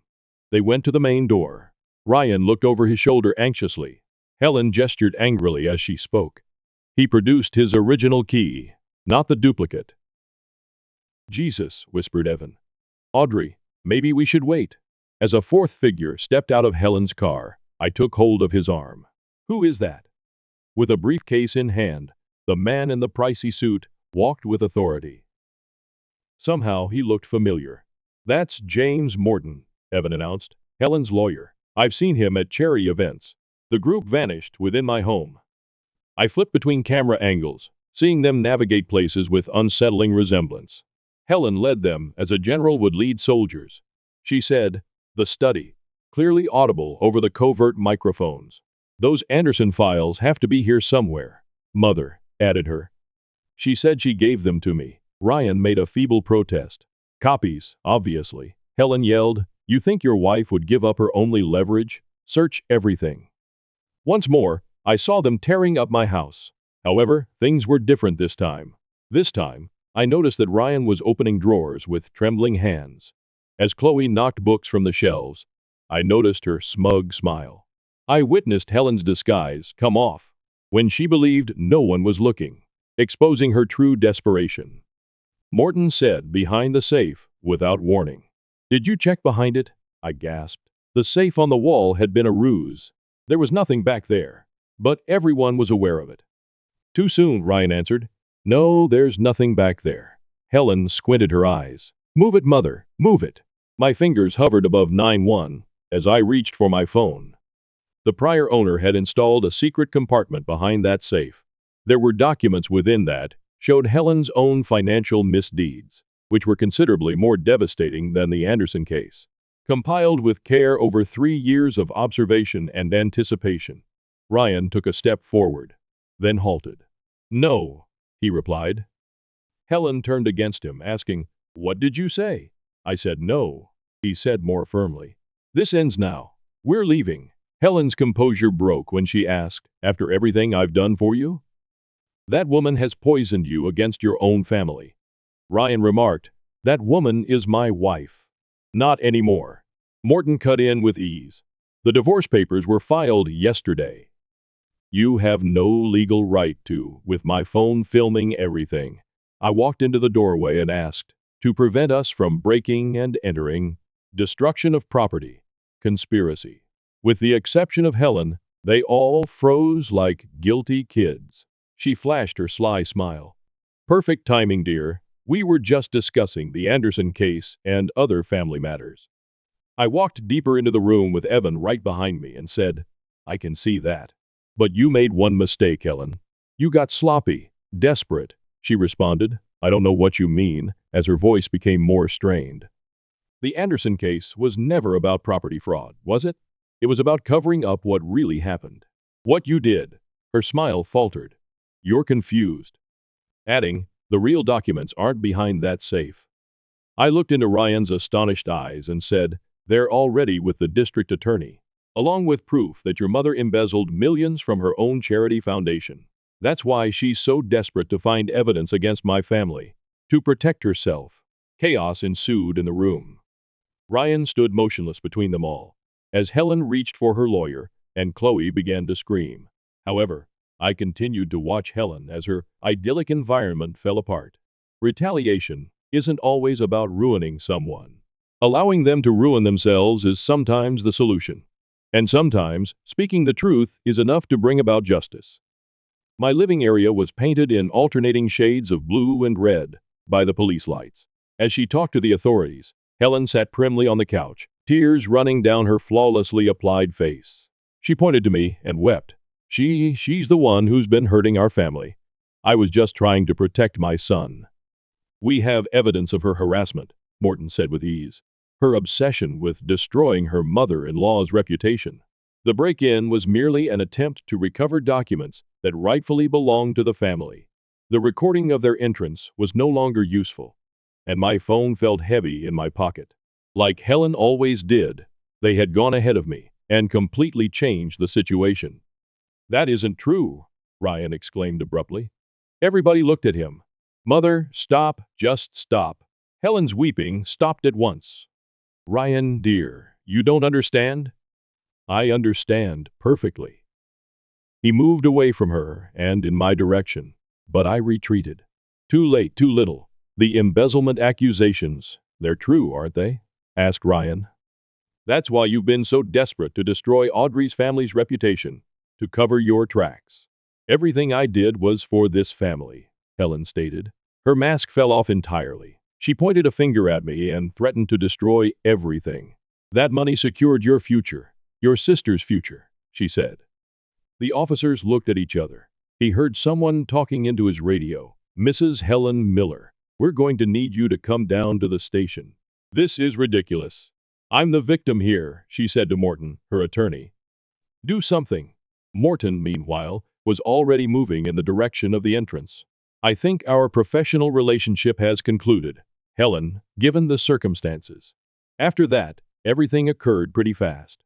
As they led her away, Helen wailed and Chloe followed, complaining about loyalty to her family. The evidence I had acquired was being gathered, recorded, and labeled when Morton escaped during the confusion. Audrey, said Ryan. Don't, I said, putting my arms over myself as I felt icy. Just don't. I didn't know about the charity money. About any of it, I swear, I said, but you knew about the break-ins, the harassment, the lies. And my voice broke. You chose them. Every single time you chose them. I can fix this? I pointed at our demolished house and said, fix what? My grandmother's letters are still gone. Our marriage is over. Your mother's going to jail. What exactly can you fix? There was Evan in the doorway. Audrey, the detective needs your statement. Ryan grabbed me by the arm as I tried to pursue him. I love you, he shouted frantically. Isn't that worth something? I remembered every touch, every promise, and every instance when I felt like we were actually creating something as I gazed at his hand on my arm. Then I recalled the last time I saw him pick his mother's falsehoods above my reality, helping them break into our house. I whispered, love without trust isn't love. It's just another form of control. He was standing in the ruins of our life together as I withdrew. The detective waited while filling out more paperwork and asking additional questions. I spent hours describing how I had discovered proof of Helen's embezzlement, how I had recorded her harassment, and how I had seen my marriage gradually deteriorate due to deceit and manipulation. Later, when I was by myself in my car, I took out my grandmother's final letter, not the one Helen had taken, but the authentic one, the one I'd held dear for years. Remember, dear heart, she wrote, sometimes winning means walking away. Sometimes the greatest victory is in refusing to play their game at all. Ryan again buzzed on my phone. I turned off the phone and turned on the engine. He was standing in the doorway of what had been our house. looking lost, and I could see him in the rearview mirror. My heart grieved for a second, but as I drove away, I came to a realization. I had nearly turned into Helen in my attempt to destroy her. Manipulative, control-obsessed, and prepared to give anything up for success. My grandma had been correct. Taking down Helen wasn't the true victory. It was in releasing myself at last. The corridor of the courthouse was cold and long. While waiting for Helen's arraignment, I watched from a rough wooden seat, while her society pals whispered to one another. They were still in shock that the president of their charitable board was being charged with embezzlement 3 weeks after the break-in. With black circles under his eyes, Ryan emerged at the end of the hallway. With her eyes like daggers, Chloe held onto his arm. I pretended to read emails. While concentrating on my phone, his voice was closer than I thought. Audrey. Can we talk? I stated. The divorce papers are with your lawyer without raising my gaze. Just sign them. He sat next to me too near and said, That's not mother wants to make a deal now. I gave him a look. A deal? If you drop the charges, she'll return all of your grandmother's letters. Bitter than coffee grinds, a giggle erupted. You don't understand, do you? All that matters is that she is still my mother. Isn't that right? She made mistakes despite everything she did, and everything she stole, so I stood seeking space. Errors? She terrorized me in my own home, stole millions from her own charity, and methodically destroyed our marriage. I said, turning heads, Ryan, those aren't errors. They are options. Ryan was beckoned by Helen's smile, but before he could react, the doors of the courthouse sprang open, and Evan hurried in with a manila packet in his hand. Breathing heavily, he replied, I found it in Morton's office. With shaky fingers, I opened the envelope to reveal a single document, a letter from Helen to her lawyer, dated 3 years prior to my wedding. What is that? Did Ryan ask? I looked through the contents and remarked, Insurance. Just in case I ever threatened to take control of you. Helen had orchestrated this whole thing from the start. The harassment, the break-ins, everything, to make me appear crazy and fixated on the Anderson case. So I looked up as she came in handcuffed and accompanied by officers. For the first time, I saw genuine fear in Helen's eyes as they fixed themselves on the letter. Where did that come from? She insisted. I held up the letter and said, Helen, you documented everything. Your lawyer isn't as loyal as you thought. Every stage of your scheme to ruin me. Everyone will now be fully aware of your identity. She rushed forward, but the officers stopped her. You ungrateful little, she said. Stop, Mom. Ryan positioned himself between us and said, Stop. Everything I did was for you to protect you from her, Helen said, her face crushed. From where? Ryan's voice broke. From emotion? From a life that is beyond your control? She never loved you like I do, Helen said, her eyes hardening. No. I cut him off. I loved him enough to let him make his own decisions. You loved him enough to make sure he never could. The murmurs surrounding us became more intense. Chloe turned away from her mother, finally realizing the truth she had helped facilitate. And Helen's friends stared in horror as their ideal society matron broke before their own eyes. Evan whispered, The arraignment's starting. The district attorney had been quietly waiting nearby, so I gave him the letter before turning to Ryan one more time. I did love you, I replied. But love shouldn't hurt like this. Audrey, please. Goodbye, Ryan. As Helen was escorted into the courtroom, I turned to leave, her well-planned world crumbling in my wake. My grandmother's former legal partner texted me, saying, I found something in the archives. Your grandmother would be proud.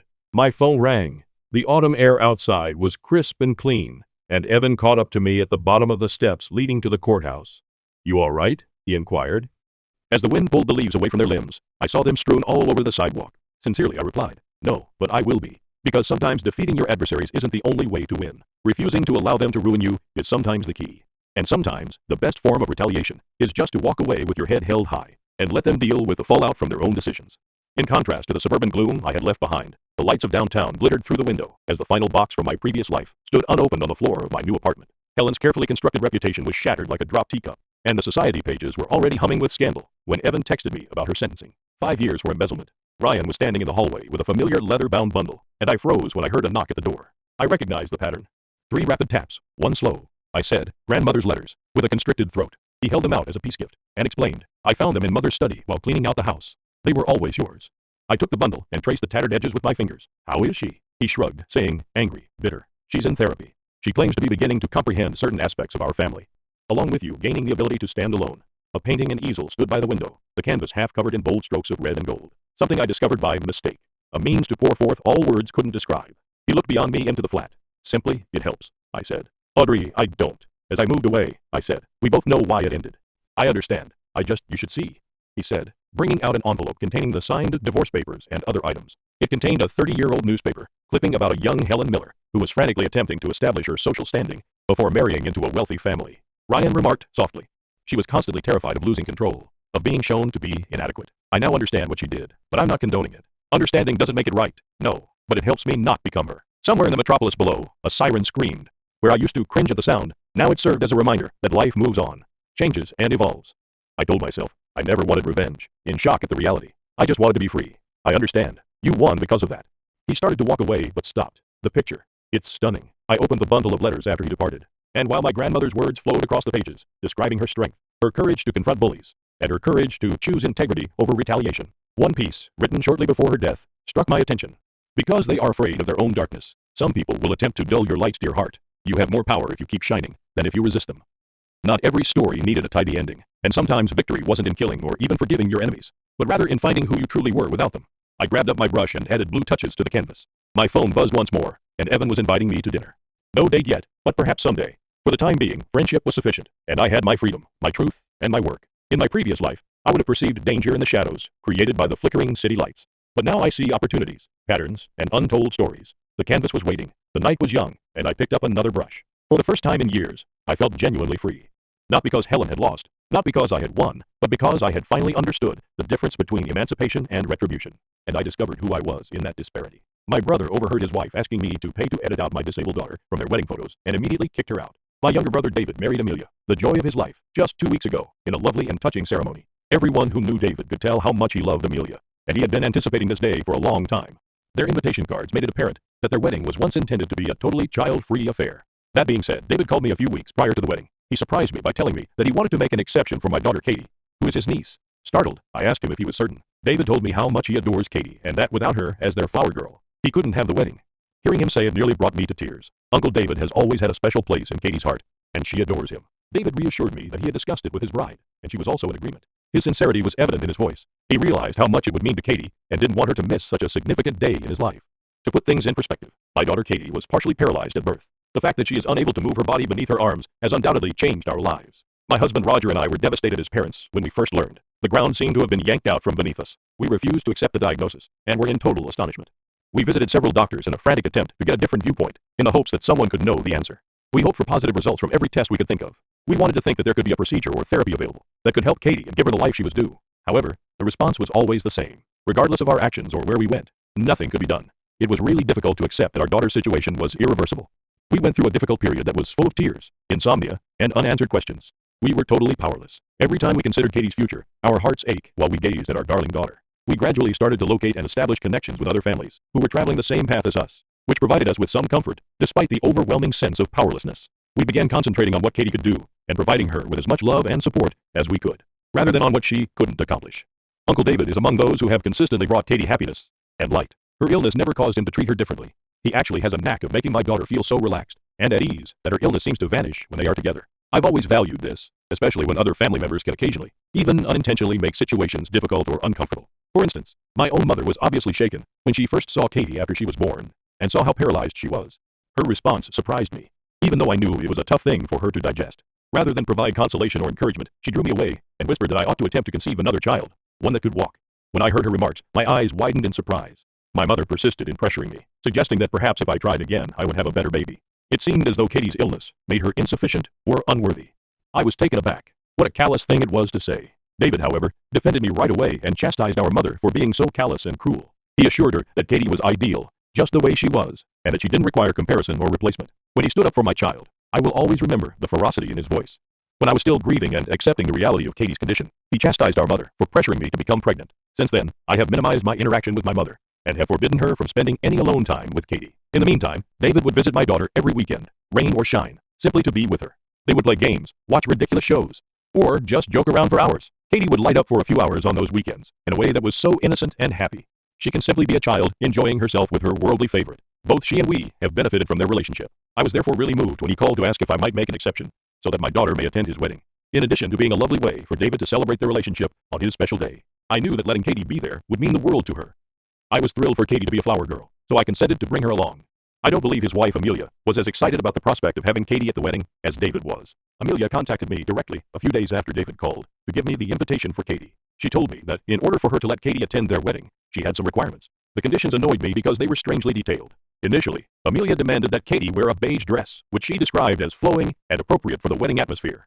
She also stated that Katie's hair had to be styled so as not to detract from the beauty of the wedding.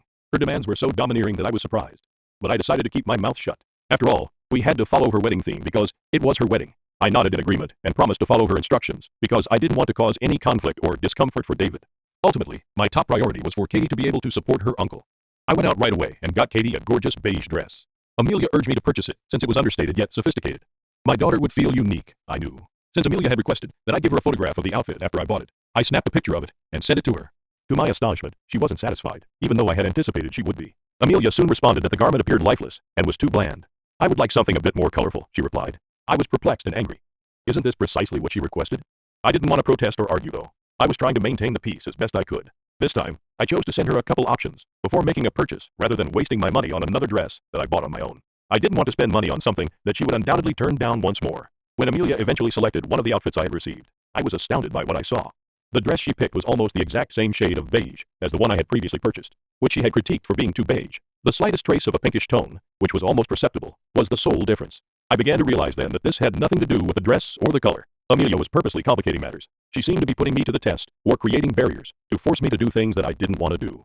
She hadn't told me outright, but there might be a reason why she didn't want my daughter to attend the wedding. I didn't want to cause her any unnecessary trouble. She needed to speak with my brother and work things out if she wanted to remove my daughter from the invitation, but she never did. And the wedding proceeded according to schedule. Katie looked magnificent as she walked down the aisle in her gorgeous beige dress, the one that Amelia had finally approved, on the day of my brother's wedding.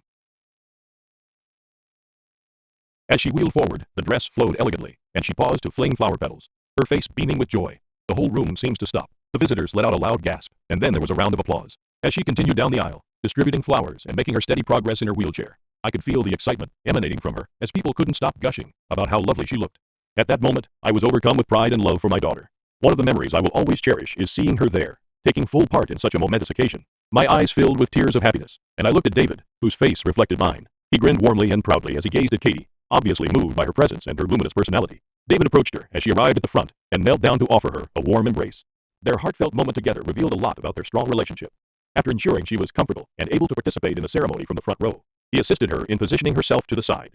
Amelia started walking down the aisle a short while later. As she made her way to the altar, she was undoubtedly stunning in her wedding gown. I couldn't help but notice that she looked at Katie for a moment. I briefly hoped that she might smile at my daughter, showing some appreciation for her presence and the part she played in this significant day. However, without even a faint grin, Amelia gazed past Katie and rolled her eyes visibly. It was impossible for me not to feel disappointed. Nevertheless, I decided to ignore the idea because I didn't want anything to ruin the day's happiness. I was ecstatic for my brother when David and Amelia exchanged vows and the officiant pronounced them husband and wife. Nothing else mattered at that time since he had at last found someone with whom to share his life.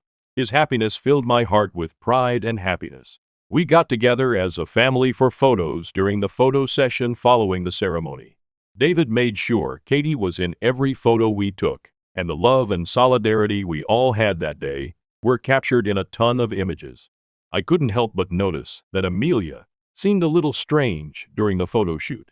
I initially assumed that she was simply weary because she kept huffing and moaning heavily. Weddings are tiring, so perhaps she just needed a respite from shooting so many pictures. However, her behavior got more difficult to ignore as the session went on. Amelia's expression changed considerably as David took Katie up and held her in his arms for a photo. Her eyes were fixed on them, and she had a dissatisfied smile that wavered. Though subtle, it was obvious enough to unnerve me. Amelia approached me after we had taken a number of shots with Katie asking if I could wheel her out so she could take some pictures with her family alone. Her tone was courteous but short. I was surprised by the request, but I granted it. Katie and I went to the reception to sit with my parents. I was fortunate to have a daughter like her, my mother said, acknowledging my daughter's beauty. Although it was a little gesture, I was pleased to see my mother overcoming her prejudices and coming to terms with my daughter's identity. What mattered most to me was that Katie appeared to have had a pleasant day overall, blissfully ignorant of any strain. From the photos and anecdotes David shared on social media, it appeared that Amelia and David were having a great time on their honeymoon after the wedding. He deserved to savor this unique moment with his new bride. Therefore, I was pleased for him. After they got back from their honeymoon, David asked Roger, our parents, and me to lunch at his new house. Since we hadn't actually spoken much since the wedding, I was excited to see him again at what was supposed to be a laid-back family get-together. My mom and I have reunited in a surprising way since the wedding. She had taken the time to fully apologize to me for her remarks about Katie and her encouragement to try for another child years prior. She was truly sorry, and even though I was still wary, I was glad that she had acknowledged the hurt her remarks had caused. When David saw Katie again during lunch, he was ecstatic. He enthusiastically produced a selection of presents he had brought back for her from their honeymoon as soon as we got to his house. He had obviously given each one much consideration, and when Katie opened them, her face glowed with delight. As usual, David was totally absorbed in her, asking her about her favorite aspect of the wedding, and told her how much everyone had been praising her for her involvement. She was beaming from ear to ear. He often expressed his pride in her, telling her that friends and family had called him to tell him how well Katie had done after the wedding. Katie was so proud to hear all of these praises, and her eyes were sparkling with joy. But I couldn't help but observe Amelia as my brother showered Katie with love. I kept a tight eye on her, and it became clear to me that she was not feeling as excited as David. She didn't even recognize Katie, let alone smile. Rather, she appeared clearly irritated, as though David's conversation with Katie had somehow annoyed her. Her face was a mixture of frustration and anger, and she hardly spoke to anyone while David concentrated on Katie. She seemed to be eager for the moment to end, so that he would stop focusing on my daughter. Naturally, David was totally unaware of his wife's behavior. As a family, we relaxed and chatted in the living room after lunch. Amelia approached me at that moment and subtly requested that we speak in private. I already knew what was about to happen, so I felt a knot form in my gut. Since the wedding day, I had been preparing for this discussion. I nodded in agreement, bracing myself for what I knew would be a challenging conversation. We sat down to chat after Amelia showed me to one of the bedrooms. She began by praising me for doing a fantastic job with Katie, meeting all of her requirements, and honoring my promise about how Katie would look at the wedding. I thanked her and nodded, explaining that it was her special day, and I wanted to show her respect. After a moment, she said that although she valued my work, she had been bothered by something ever since the wedding. My heart fell. Amelia brought up the wedding pictures on her phone and browsed through the photographer's selection. I came across pictures of David, Amelia, Katie, myself, and the other family members, all grinning and savoring the time spent together. Her tone became icy as she paused on a single image and gestured at it. She said, "Look at this," as she enlarged the picture. We were all grinning and looking content in one of the family pictures with Katie in her wheelchair next to David. Katie gave me a disdainful look as Amelia's finger lingered over her. Her voice was piercing and poisonous as she asked, "Do you see how your stupid kid in a wheelchair is ruining the vibe of the entire picture?" I had trouble breathing for a while. I was stunned. How could she have spoken about my daughter in such a callous and nasty way? I was instantly filled with rage. It was intolerable that my darling daughter, who had done her best to join in the festivities, was now being held responsible for spoiling the mood. I retorted, reminding Amelia that she was aware from the beginning that Katie was in a wheelchair, and that she had no right to talk about Katie in that manner. My daughter had no choice but to pose for pictures. How else could she have possibly participated? I responded. Despite my arguments, Amelia sneered and said, "That's not my problem," adding that seeing Katie's wheelchair in every photograph was an eyesore that had made it difficult for her to see the wedding photos. She went on to say that I ought to compensate her for allowing my daughter to ruin her wedding. As if that weren't enough, her arrogance horrified me. I was so surprised that she would make such an absurd demand that I raised my voice and asked her what sort of compensation she was even referring to. Amelia hit me with her actual demand at that point.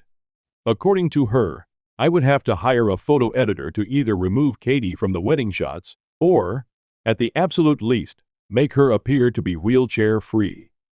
I let out an incredulous gasp. How could she possibly believe it was okay to remove my kid from the wedding pictures, or change her identity for the sake of appearance? This was the tipping point. I was at my breaking point. "Are you serious?" I yelled, my voice full of incredulity. "You want me to pay someone to erase my daughter, or pretend she isn't in a wheelchair? You're in a hole, Amelia. I am proud of my daughter exactly the way she is, and I will not be paying for any kind of Photoshop. If you had such a problem with her being part of the wedding, then you should have never let her be the flower girl in the first place." Amelia countered by claiming that, although she had done everything in her power to stop David from allowing Katie to be their flower girl, he could not agree, because his love for her was so blind. She told me that she was aware that he would have called off the wedding if she had persisted on not inviting my daughter. When I discovered that this woman had been so bitter about Katie, I shook my head. I was shocked by the callousness and heartlessness of her logic. I sternly reprimanded her, telling her that my kid was a real person with feelings and didn't deserve to be hated in this manner. She had been truly thrilled to attend their wedding because she liked her uncle. Now that Amelia was my sister-in-law, she certainly didn't deserve to be treated this way. Amelia, however, seemed unconcerned. She countered by claiming that Katie and I were both attention seekers, and that I should remember that Katie's disability was the sole reason people had taken such an interest in her during the wedding. Something inside of me exploded at the disgustingness of her comments. My long, simmering anger suddenly erupted, and I slapped Amelia before I really realized what I was doing. The silence of the room reverberated with the sound of my palm touching her face.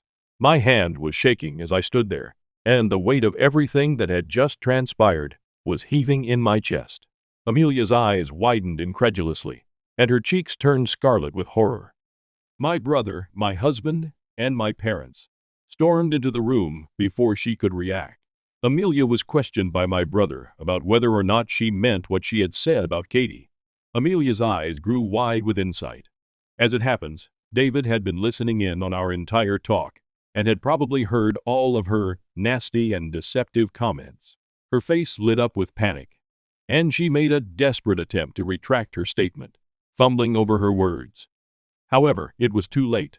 David's voice filled the room as he screamed at her, accusing her of being arrogant and cunning for dragging me aside to discuss my daughter in such a manner.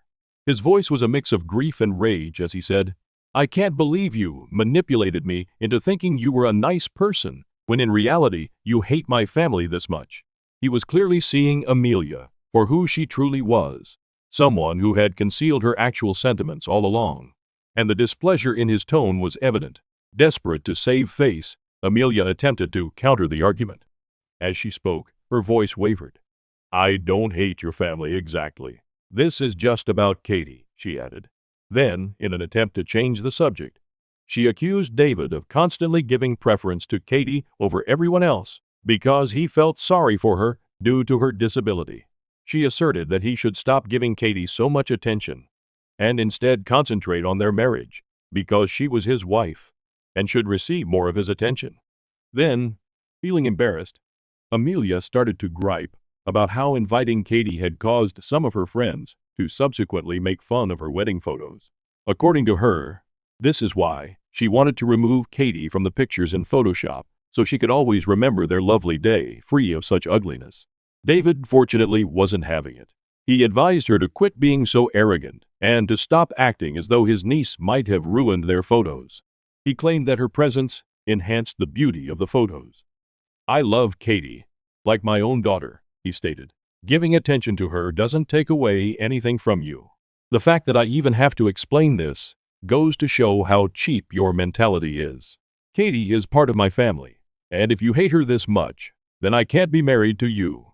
When David's comments struck Amelia, her face became white. He gave her a clear look that made it clear he wasn't going to overlook this. "You're an ableist," he continued, repeating what I had said before. "The fact that you continue to justify your behavior means that you will never change. I do not want to be married to a cruel woman like you. Pack up your things and go back to your parents' place." Still in disbelief, Amelia attempted to protest again. But my mother, who had been silent until now, finally interrupted, clearly furious. She was upset at the circumstance, stating that although it was one thing to not enjoy the attention Katie got at the wedding, it was cruel to think of removing her from the photos. My mother informed Amelia that she should feel ashamed of herself for ever bringing up the subject, and she firmly expressed her support for David's choice. Amelia realized she had nothing left to stand on after hearing my mother's defense and witnessing David's uncompromising position.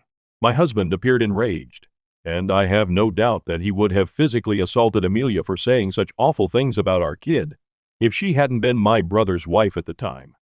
Her actual nature had been exposed for everyone to see, and Amelia was outnumbered. She reluctantly left the house with only her phone and car keys because she had no other option.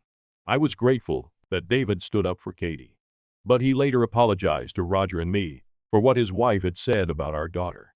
He has nothing to do with this.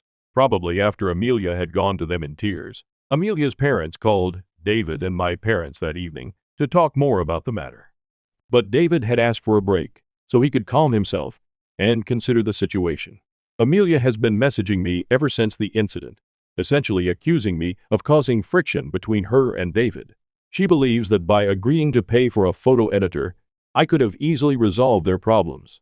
Naturally, I don't want to be the reason my brother's marriage fails, but I also can't forgive what Amelia said to me about my kid. Update 1. I can't respond to everyone because I'm getting so many DMs and comments. I shall therefore make all the points clear here. Amelia was aware of Katie's friendship with my brother because she had previously met her. However, it appeared that she had been able to hide her contempt for my daughter for a long time. I had never had the slightest suspicion that she truly detested my kid to this extent. We try our best to make Katie feel as normal as possible, so she doesn't feel like she is being treated differently because of her impairment. But I recognize that some people may find it awkward to see a child in a wheelchair, especially during a wedding. Regardless of the fact that Katie is in a wheelchair, I am sure that people would still find her attractive. She has her dad's blonde hair and blue eyes. Amelia was obviously merely attempting to point out my daughter's flaws out of jealousy. Katie's godfather is my brother. This is because I know that my husband will support my daughter no matter what happens to us.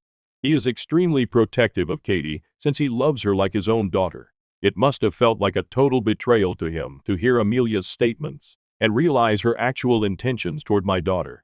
Since Katie was absorbed in her cartoons, I doubt she heard anything Amelia and I said. She would have undoubtedly questioned me later if she had. Update 2. In case you were wondering, my brother is having his wedding revoked. My brother and his attorney are adamant that Katie lied to him from the beginning and tricked him into believing she would get along with his family when she wouldn't. Amelia panicked and tried desperately to keep her marriage intact when she realized that David was truly serious about leaving her. She made a pathetic attempt to apologize to me, but it was obvious to me that her words were not sincere. She wasn't prepared to accept responsibility for her actions or show true regret, knowing that her apologies was merely a ruse to deflect criticism from herself. I was unable to accept it. Her rage was only increased by this. She became angry with me right away and accused me of destroying my brother's life. It seemed as though I was the cause of all her issues, instead of the results of her own decisions. She accused me of being the one who made my brother leave her, when he could have been content with her. As if that weren't enough, Amelia's parents also contacted my parents in an effort to place the responsibility for their daughter's struggles on Katie and me. Fortunately, my parents have denied this unjust claim. In particular, my dad expressed his disappointment, telling them that he is glad she will no longer be a part of our family and that they should be embarrassed of the daughter they raised. The fact that my family has supported Katie and me over this entire ordeal makes me really proud. I did apologize to my brother for what he was going through with Amelia when we spoke. He convinced me that knowing the truth about her now was preferable to later, when she may have said or done something more hurtful in front of Katie. I absolutely concur, and I'm relieved that we are also successfully removing Amelia from our lives. Update 3. My previous update was 4 months ago. For those who are curious, my brother is no longer married to Amelia, after formally annulling their union. Everyone reacted negatively to Amelia after the truth about their failing marriage was made public. Eventually, she apologized to me, but I just blocked her without answering. We all had a vacation together not long ago. We had an amazing time together. I'm really happy that David and Katie still have such a wonderful connection. I'm thankful that the entire ordeal has only made our family ties stronger.